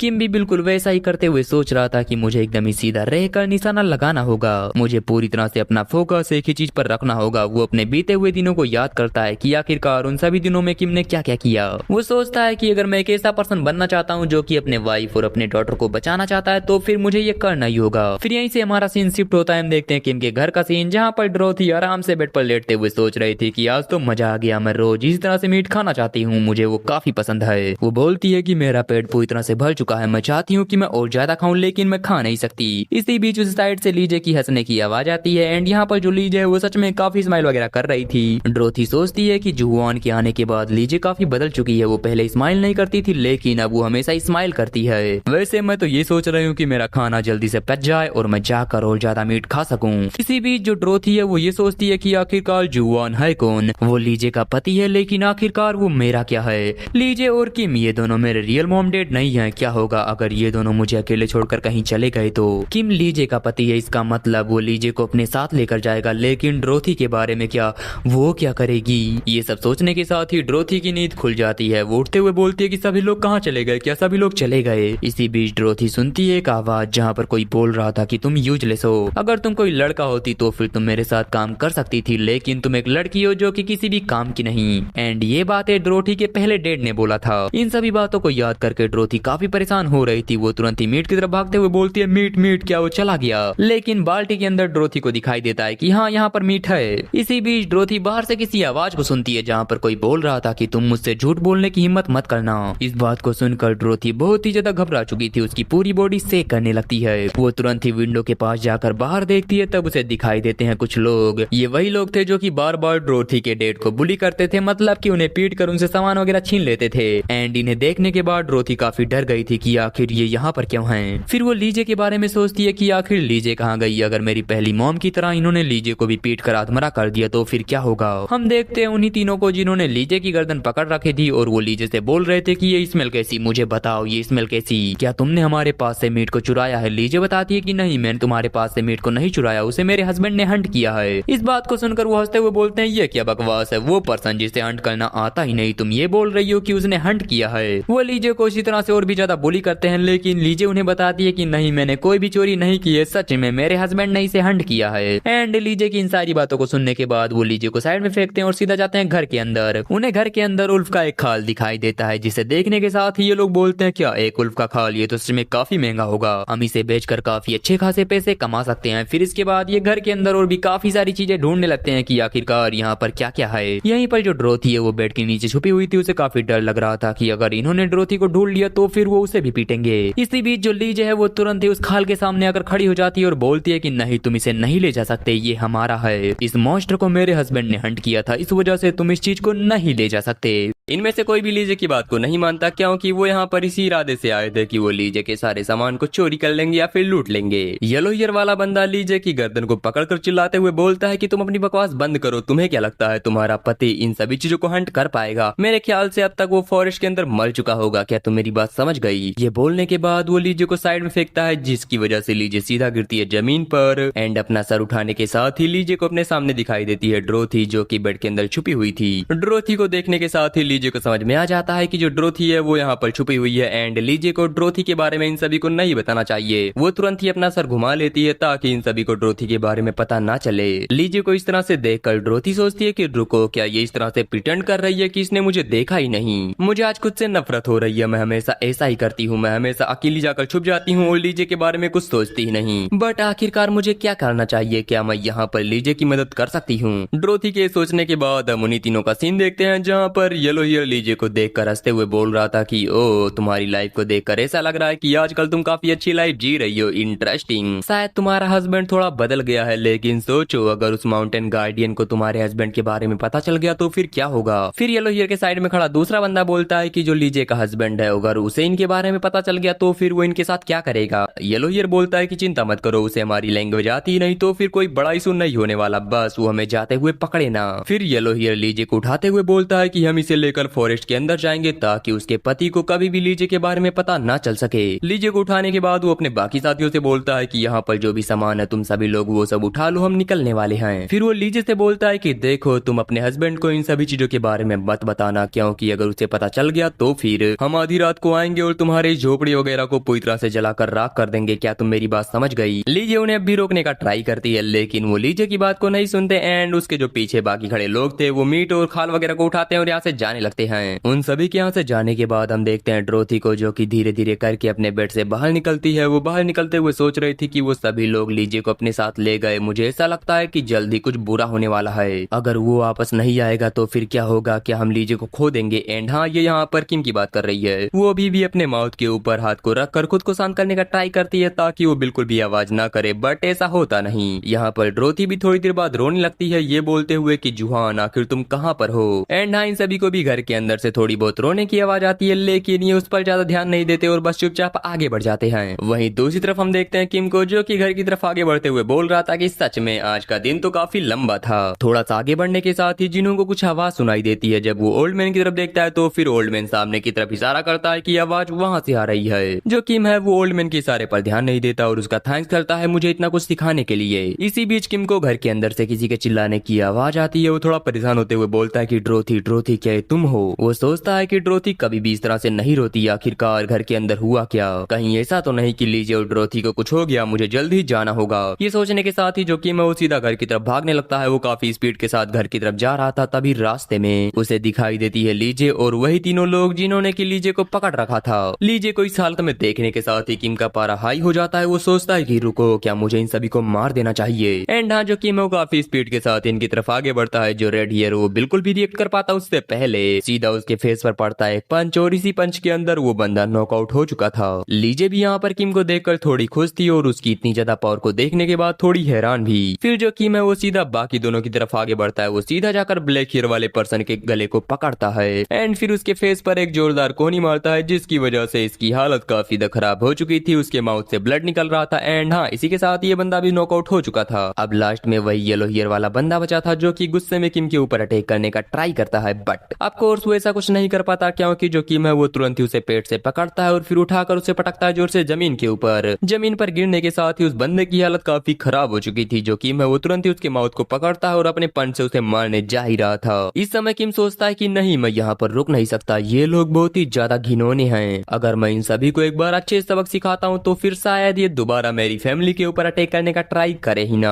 ये सोचने के साथ ही किम उन्हें एक जोरदार पंच मारता है और फिर गुस्से में सोचता है कि मुझे इनके माइंड के अंदर ये बात बिठानी होगी कि ये कभी भी मेरे फैमिली के ऊपर अटैक ना करें। एंड हाँ, किम जब इतना ज्यादा गुस्सा होकर उसे मारने ही वाला था, तभी जो लीजे है वो किम का नाम पुकारती है और बोलती है कि रुक जाओ। इसी बीच हम देखते हैं येलो हियर को, जो कि एक वेपन के साथ पीछे से किम के ऊपर अटैक करता है सीधा उसे मारने के लिए। यहाँ पर इसका इंटेंशन था कि वो किम को मार देगा, लेकिन ऑफ कोर्स ऐसा वो कुछ भी नहीं कर पाता, क्योंकि जो किम है वो तुरंत ही उसके हाथों को पकड़ता है और फिर उसे जोर से दबाने लगता है। किम यहाँ पर गुस्से में बोलता है कि नहीं, अब तुम नहीं बचने वाले, तुम मेरे हाथों से मरोगे। ये बोलने के बाद किम उसके हाथों को जोर जोर से दबाने लगता है और वही येलो हियर चिल्लाते हुए बोलता है कि प्लीज रुक जाओ रुक जाओ। इसी बीच जो ओल्ड मैन है वो भी किंग की तरफ आगे बढ़ता है, उसके हाथ को पकड़ते हुए बोलता है कि देखो रुक जाओ, अब बहुत हो गया। फिर वो घर की तरफ इशारा करते हुए बोलता है कि मेरे ख्याल से तुम्हें अपने घर की तरफ जाना चाहिए अपने डॉटर को देखने के लिए, वरना क्या पता वो क्या कर ले। वहीं अगर हम लीजे की बात करें तो वो भी थोड़ी परेशान थी, क्योंकि वो नहीं चाहते कि किम किसी को जान से मारे। दूसरी तरफ जो ड्रोथी है वो भी घर के अंदर अभी भी फूट फूट कर रो रही थी और किम का वेट कर रही थी। सभी चीजों को देखने के बाद किम भी शांत हो जाता है और सोचता है कि हाँ, अब मैं इसे नहीं मारने वाला, चलो मैं इसे छोड़ देता हूँ। फिर हम देखते हैं ड्रोथी को, जो कि किम को देखते हुए सोच रही थी कि जब मैंने इसे पहली बार देखा था उस समय मुझे ऐसा लग रहा था कि इसे गुस्सा करना आता ही नहीं, लेकिन अब मुझे पता चला कि ये गुस्से में बहुत ही ज्यादा भयानक लगता है, बहुत ही ज्यादा भयानक। फिर जो लीजे है वो आगे सोचती है कि क्या जो जिन्हू है वो मेरे साथ भी बिल्कुल ऐसा ही करेगा जैसा कि उसने इन लोगों के साथ किया। फिर जब वो किम की आंखों में देखती है उस समय उसे समझ में आता है कि जो किम है वो कभी भी उसके साथ ऐसा कुछ भी नहीं करने वाला। लीजे को साफ साफ दिखाई दे रहा था कि जिन्हों का गुस्सा पूरी तरह से गायब हो चुका है और वो लीजे को लेकर काफी परेशान है। लीजे सोचती है कि ये आंखें, ये वही आंखें हैं जो कि मुझे बचाने के लिए इतनी ज्यादा बेबस थी, और फिलहाल ये सोच रहा है कि कहीं इसकी लड़ाई को देखने के बाद मुझे इससे डर न लगे। लीजे जब ये सारी बातें सोच रही थी उसी समय जो जिन्हों है वो बोलता है कि लीजे जिन्हों की बातों पर ध्यान नहीं देती और सोचती है कि क्या मुझ जैसे किसी वर्थलेस वुमन के लिए किसी को इतना ज्यादा परेशान होना चाहिए। ये मेरा पहली बार था जब मैंने किसी और को खुद के लिए इतना ज्यादा परेशान होते हुए देखा, सच में ये काफी डरावना है। फिर लीजे अपनी बॉडी को देखते हुए सोचती है कि मैं डर की वजह से नहीं कांप रही, बल्कि मैं इन सभी चीजों को देखने के बाद कांप रही हूँ, और इस चीज को देखने के बाद जिन्हुआन को ऐसा लगता है कि मैं डर की वजह से कांप रही हूँ, शायद इसी वजह से वो इतना परेशान है। हस्बैंड प्लीज इस तरह के इमोशन मत बनाओ, इसे देखकर मुझे काफी बुरा लगता है। लीजे आगे सोचती है कि मैं शब्दों में तुमसे कहना चाहती हूँ कि मुझे तुमसे डर नहीं लगता, लेकिन तुम मेरी लैंग्वेज समझ नहीं सकते, इस वजह से मैं तुमसे ये बात बोल नहीं सकती। ये सोचने के बाद लीजे धीरे से अपने हाथ को किम की तरफ बढ़ाती है और बोलती है कि जुनहुआन। लीजे की बात को सुनने के साथ ही किम भी लीजे की तरफ आगे बढ़ता है। जो लीजे है वो तुरंत ही किम के हाथ को पकड़ती है और सोचती है कि इसके ये गर्म हाथ। इन्हें पकड़ने के बाद मुझे इस बात का यकीन हो गया कि जब तक मैं इस पर्सन के साथ हूँ तब तक मैं एकदम ही सेफ हूँ, जब तक ये पर्सन मेरे साथ है तब तक मुझे कोई भी नुकसान नहीं पहुंचा पाएगा, इस वर्ल्ड के अंदर कोई भी नहीं। ये सब सोचने के बाद बाद लीजे स्माइल करते हुए बोलती है कि जुहुआन, इन सभी चीजों के लिए तुम्हारा बहुत बहुत थैंक्स। तो गाइस कैसे हो तुम सभी लोग? आई होप कि तुम सभी लोग बढ़िया होगे एंड अपनी लाइफ को एंजॉय कर रहे होगे। वेल मैं तुमसे कहना चाहूंगा कि यार तुम लोग थोड़ा मांगा वगैरह देखना कम कर दो, क्योंकि मैंने नोटिस किया है कि जो लोग मांगा देखते हैं ना वो बहुत ही ज्यादा मांगा देखते हैं, मतलब बहुत ही ज्यादा। मैं भी पहले मांगा देखता था एंड आराम से 15 घंटे निकल ही जाते थे, 15 घंटे से ज्यादा ही मांगा देखता था मैं। एंड मेरा भाई भी वही कर रहा है फिलहाल, वो 15 से 20 घंटे मांगा देखता है, मतलब 20 घंटे नहीं देखता बट 12 से 15 घंटे तो देखता ही देखता है, और ये बहुत ही ज्यादा टाइम है। तो फिर अगर तुम सभी लोग इतना देख रहे हो तो फिर प्लीज थोड़ा सा मांगा वगैरह देखना कम करो, करियर फोकस करो, क्योंकि मांगा देखने से तुम्हारा घर नहीं चलने वाला। एंड मैं भी मांगा हमेशा के लिए एक्सप्लेन करूंगा नहीं, मैं कुछ महीने एक्सप्लेन करूंगा एंड फिर मेरे को सही लगेगा तो फिर मैं छोड़ दूंगा, क्योंकि मांगा एक्सप्लेन करने से और मांगा देखने से घर नहीं चलने वाला। तो प्लीज अगर तुम लोग बहुत ज्यादा मांगा देख रहे हो तो फिर थोड़ा सा इसको कम कर दो। एंड हाँ, तुम कल का स्क्रीन टाइम कमेंट करो और बताओ मुझे कि तुमने आखिरकार कितने घंटे यूट्यूब चलाया, मैं सभी के कमेंट को रीड करूंगा। सो प्लीज एक बार जरूर बताना। वेल एंटरटेनमेंट के लिए देखो बट थोड़ा कम देखो। बाकी अपने वीडियो को स्टार्ट करते हैं, वरना तुम सभी लोग मुझे लेक्चर दोगे। तो लास्ट एपिसोड में हमने देखा था कि जो कि मैं उसने सभी बैंडिट वगैरह को पीट कर लीजे को उनसे बचा लिया था। एंड इस चीज से जो लीजे थी वो बहुत ही ज्यादा खुश थी, क्योंकि फाइनली उसे रियलाइज हो चुका था कि इस वर्ल्ड के अंदर एक ऐसा पर्सन है जो कि उसकी फिक्र करता है। जो किम है वो तुरंत ही लीजे को गले लगा लेता है और पूछता है कि लीजे आखिरकार तुम कैसी हो। किम यहाँ पर ये भी सोचता है कि आखिरकार ये मेरे लिए इतनी ज्यादा ग्रेटफुल क्यों हो रही है, मैंने बस वही किया जो कि मेरा फर्ज था और इस वजह से इसे मुझे थैंक्स नहीं करना चाहिए बल्कि मुझे इसे थैंक्स करना चाहिए। वेल फिर हम देखते हैं ड्रोथी को, जो कि अभी भी रो रही थी, मतलब कि उसे दिख रहा है कि हाँ ये दोनों ठीक है, बट फिर भी अभी वो थोड़ी डरी हुई है तो फिर वो रो रही है। एंड उसकी आवाज को जो लीजे है वो भी सुन लेती है। वो घर की तरफ इशारा करते हुए किम से बोलती है कि मेरे ख्याल से हमें चलना चाहिए। फिर इसके बाद ये दोनों तुरंत ही दौड़ते हुए घर की तरफ जाते हैं, जहाँ पर जो लीजे है वो तुरंत ही ड्रोथी के पास जाती है और बोलती है कि ड्रोथी क्या तुम ठीक हो। हम देखते हैं ड्रोथी को, जिसकी बॉडी बुरी तरह से सेक कर रही थी एंड हाउस ने अपने पैंट को भी गीला कर दिया था। वेल ये एक छोटी सी बच्ची है जो कि काफी डर गई थी, तो फिर ये कोई अननेचुरल बात नहीं। ड्रोथी यहाँ पर ये सोचती है कि किम से मैं नहीं मदद मांगी थी, मैं उसे चिल्ला चिल्ला कर बुला रही थी, लेकिन किम के उन खतरनाक पंचेस को देखने के बाद मैं बहुत ही ज्यादा डर गई थी, मुझे डर लग रहा है। लेकिन मेरे आंखों के सामने हमेशा मेरी मॉम का और मेरे लीजे का चेहरा आता है, जिसके अंदर हमेशा दर्द था। उनके चेहरे पीले पड़ चुके थे और उस पर दाग के निशान थे। मुझे डर था कि वापस से वही होने वाला है, इस वजह से मैंने चिल्लाकर किम को बुलाया। लीजे आगे रोते हुए ये सोचती है कि मुझे नहीं रोना चाहिए, अगर मैं रोऊंगी तो फिर शायद मुझे भी मार पड़ेगी। इसके अलावा मुझे लीजे से भी माफी मांग लेनी चाहिए, क्योंकि मैं गलत थी। इससे पहले कि वो मुझे टॉर्चर करना या फिर मुझे मारना शुरू करे, जैसा कि मेरे साथ मेरी पिछली मॉम करती थी, उससे पहले मुझे इससे माफी मांग लेनी चाहिए। ये सब सोचने के बाद जो ड्रोथी थी वो लीजे से बोलती है कि लीजे तुम्हारी मदद करने के बजाय छुपने के लिए मुझे माफ करना, प्लीज मुझे अकेला मत छोड़ना। मैं उस समय काफी डर गई थी, वरना मैं तुम्हारी मदद जरूर करती, ये मेरी गलती थी, मुझे माफ कर दो। ड्रोथी की इन सब बातों को सुनने के साथ ही जो लीजे थी वो तुरंत ही उसे गले लगाते हुए बोलती कि ड्रोथी आखिर तुम ये सब क्या बकवास कर रही हो। स्टार्टिंग में जब मैंने तुम्हें देखा था उस समय मैंने इस तरह से बिहेव किया कि मैं तुम्हें जानती ही नहीं, क्योंकि अगर वो लोग तुम्हें देख लेते तो फिर शायद वो तुम्हारे साथ भी मारपीट करते। इसके अंदर तुम्हारी कोई भी गलती नहीं थी, तुम्हें गिल्टी फील नहीं करना चाहिए और वैसे भी हम सभी लोग ठीक हैं। ड्रोथी बोलती है क्या सच में? लीजे बताती है कि हाँ बिल्कुल, इसके अलावा हम कभी भी तुम्हें अकेला नहीं छोड़ने वाले, क्योंकि अब यहाँ पर तुम्हारे पापा भी मौजूद हैं। इस बात को सुनकर ड्रोथी बोलती है क्या मेरे डैड? लेकिन वो तो पहले ही मर चुके थे ना। लीजे बोलती है कि आखिरकार तुम ये सब क्या बकवास कर रही हो, जिनो भी तो तुम्हारा पापा है ना। ड्रोथी बोलती है क्या, लेकिन वो तो लीजे का हस्बैंड है और मेरा क्या है? लीजे बताती है कि देखो वो मेरा हस्बैंड है और तुम्हारा डैड, तो फिर आगे से तुम्हें उसे पापा ही बोलना चाहिए। फिर वो लीजे से पूछती है कि सबसे पहले तुम मुझे ये बताओ मैं तुम्हारी स्टेप मदर हूं ना? लीजे बोलती है कि हाँ बिल्कुल, मतलब ड्रोथी बोलती है कि हाँ बिल्कुल आप मेरी स्टेप मदर हैं। लीजे बोलती है हाँ बिल्कुल, अगर मैं तुम्हारी स्टेप मदर हुई तो फिर जिन्हों तुम्हारा डैड हुआ, क्या ये चीज सिंपल नहीं है? इस बात को सुनने के साथ ही ड्रोथी काफी खुश हो गई थी, वो चिल्लाते हुए बोलती है कि नो वे। फिर वो खिड़की से जिन्हों को देखते हुए बोलते है क्या सच में ये पर्सन मेरा पापा है? वेल डैड कहना ज्यादा बेटर रहेगा। वो लीजे से पूछती है क्या सच में ये पर्सन मेरे डैड हैं? लीजे बताती है कि हाँ बिल्कुल। इसके अलावा जिन्हों बाकी डेड्स के मुकाबले एकदम ही अलग है, वो कभी भी तुम्हें बुली नहीं करेगा बल्कि वो हमेशा तुम्हें प्रोटेक्ट करेगा। ड्रोथी पूछती है तो फिर आखिरकार जिन्हों ने उन सभी को इतनी बुरी तरह से क्यों पीटा? क्यों? लीजे बताती है ऐसा इस वजह से क्योंकि वो ड्रोथी का डैड है और तुमने कहा था कि वो उन सभी को पीटे, इस वजह से उसने पीटा। अब इस बात को सुनने के साथ ही जो ड्रोथी है वो और भी ज्यादा खुश हो गई थी। वो तुरंत ही खिड़की के पास जाकर चिल्लाते हुए बोलती है कि पापा।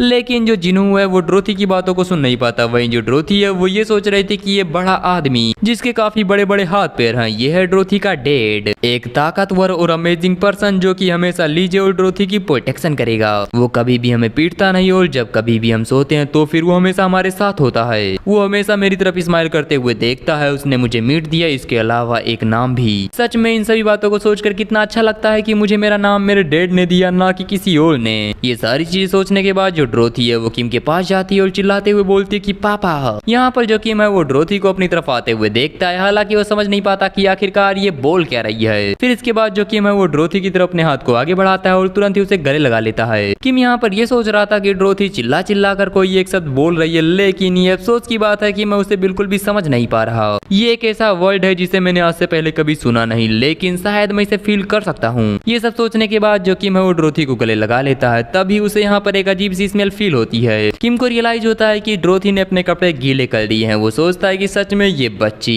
ये इतनी ज्यादा ब्यूटीफुल लग रही थी कि मैंने इसके कपड़ों पर बिल्कुल भी ध्यान नहीं दिया, मतलब कि क्यूट लग रही थी। मुझे जल्द से इसके कपड़े वगैरह को चेंज करना होगा, वरना शायद इसे ठंडी लग जाए। किम जब ये सारी बातें सोच रहा था, उसी समय जो लीजे है वो तुरंत ही दौड़ते हुए आती है और सीधा आकर किम को गले लगा लेती है। ये तीनों जब एक दूसरे के गले लगे हुए थे, तभी जो ड्रोथी है उसे सबसे इंपॉर्टेंट चीज याद आती है, जो की है मीट। वो तुरंत ही नीचे उतरती है और सामने की तरफ भागते हुए बोलती है कि मीट मीट मेरा मीट। एंड हाँ, ये बातें बोलते हुए ड्रोथी जो है वो सीधा बाकी तीनों की तरफ भाग रही थी, जो कि अभी भी ऑफकोर्स अनकॉन्शियस पड़े हुए थे। बट जो ड्रोथी है वो उनके पास नहीं जाती, वो उनके साइड से निकल जाती है और सीधा जाती है मीट के बकेट के पास। वहां पर जाने के बाद ड्रोथी को पता चलता है कि जो मीट है वो बीबी इसके अंदर मौजूद है, बिल्कुल भी गायब वगैरह नहीं हुआ है। वो अपनी पूरी ताकत लगाकर उस बाल्टी को उठाने का ट्राई करती है एंड फाइनली ड्रोथी ने उस बाल्टी को उठा भी लिया था। हालांकि इसके अंदर उसे काफी प्रॉब्लम हो रही थी, वो बहुत ही मुश्किल से इस बाल्टी को हैंडल कर पा रही थी, क्योंकि इतने बड़े बाल्टी को उसके लिए उठाना काफी मुश्किल था। इस चीज को देखने के बाद किम और लीजे भी उसकी तरफ आने लगते हैं। हालांकि जो ड्रोथी है उसने अपने पूरे पावर को लगाकर फाइनली इस बाल्टी को संभाल लिया था। जो किम है वो भी इस चीज को देखकर काफी हैरान था। वो सोचता है कि इनक्रेडिबल, मैंने कभी उम्मीद नहीं किया था कि इसके पास इतनी पावर होगी। सच में मैंने कभी उम्मीद नहीं किया था कि इस बच्ची के पास इतनी पावर होगी। ये सब सोचने के बाद जो किम है वो ड्रोथी के पास जाकर उसकी बाल्टी को उठा लेता है। एंड किम को अपने पीछे देखने के बाद जो ड्रोथी थी वो किम की तरफ देखते हुए बोल रही थी कि वाह वाह, आप तो सच में अमेजिंग हैं। किम यहाँ पर ये सोचता है कि एक छोटे से बाल्टी को उठाकर बच्चे से इस तरह का रिएक्शन पाना, सच में हीरो बनना काफी आसान है। हम बच्चों के सामने काफी आसानी से एक हीरो बन सकते हैं। इसी बीच जो लीजे है वो इन दोनों के पास आते हुए बोलती है कि जल्दी करो, मीट को लेकर अंदर जाओ। इसके अलावा ड्रोथी तुम भी अंदर चली जाओ, क्योंकि बाहर बहुत ज्यादा खतरा है। इस बात को सुनने के बाद जो ड्रोथी है वो अंदर जाने लगती है। वहीं जो किम है वो भी मीट की बाल्टी को लेकर अंदर जा रहा था। वो सबसे पहले बाल्टी को अंदर रखता है और फिर बाहर आता है। उसके बाहर आने के साथ ही हम देखते हैं कि किम का रिएक्शन पूरी तरह से चेंज हो चुका था।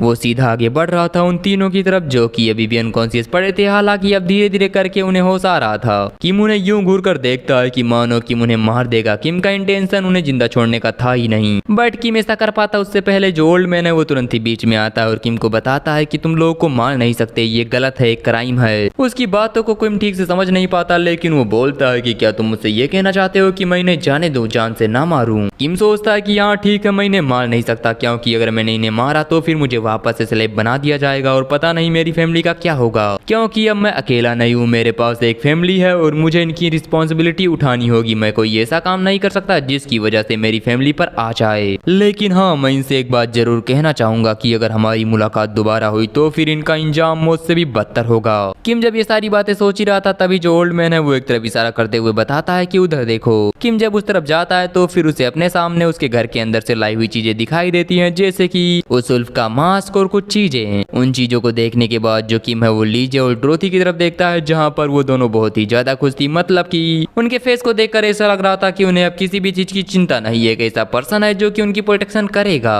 किम भी इनकी तरफ देखकर एक स्माइल करता है और सभी सामान को लेकर वापस से घर के अंदर आकर एक कोने में रख देता है और फिर उन सामान के अंदर से वो कुछ चीजें बाहर निकालने लगता है, ये सोचते हुए कि मैं कभी भी अपने इस फैमिली को खो नहीं सकता। फर्क नहीं पड़ता सिचुएशन कैसी होगी, मैं हर कीमत पर इनकी प्रोटेक्शन करूंगा। अगर मेरे सामने गॉड आ जाते हैं तो भी मैं अपनी फैमिली को बचाऊंगा, मैं पीछे नहीं हटने वाला। वेल, तो इसी के साथ हमारा आज का ये एपिसोड एंड होता है। एंड हाँ, इसका एक ही एपिसोड आया था, नेक्स्ट एपिसोड आएगा तो अपलोड कर दूंगा। इसके अलावा मैं तुम्हें एक और बात बताना चाहता हूँ कि हो सकता है मैं कुछ दिनों के अंदर एक प्रमोशन करूँ, मतलब कि कंफर्म नहीं बोल सकते, बट हाँ चांस है कि मैं करूंगा। तो मुझे कुछ बताने की जरूरत नहीं, तुम लोग समझदार हो, तुम समझ रहे हो मैं क्या कहना चाहता हूँ। तो वेल, इसी के साथ आज अपने इस एपिसोड को यहीं पर एंड करते हैं। एंड हाँ, मांगा वगैरह थोड़ा कम देखो भाई, करियर पे फोकस करो, बस मेरा मूड था ये बात बोलने का तो मैंने बोल दिया। एंड वैसे भी फिलहाल मेरा वीडियो बनाने का मन नहीं कर रहा, मैंने जस्ट अभी नारुतो फिनिश किया है एंड पता नहीं क्यों मेरा मन कर रहा है कि अब मैंने नारुतो देख लिया तो फिर अब मैं कुछ दिन तक वीडियो वगैरह ना बनाऊं, बट क्या ही कर सकते हैं भाई, बनाना ही पड़ रहा है, बहुत गरीबी चल रही है, जेब में पैसे नहीं है एंड चैनल मोनेटाइज नहीं है तो फिर कुछ मिल नहीं रहा। बस उम्मीद है कि इस बार $100 पूरा हो जाएगा और अगले महीने महीने पैसे आ जाएंगे, वरना बाकी मेरे 2 चैनल तो डिमोनेटाइज हैं ही। कुछ मिल नहीं रहा 5-6 महीने से, 5 नहीं 3 महीने आई थिंक हो गए होंगे, कुछ मिल नहीं रहा भाई, मजाक सेट के बहुत गरीबी चल रही है। वेल तो मिलते हैं नेक्स्ट वीडियो में, तब तक के लिए बाय बाय।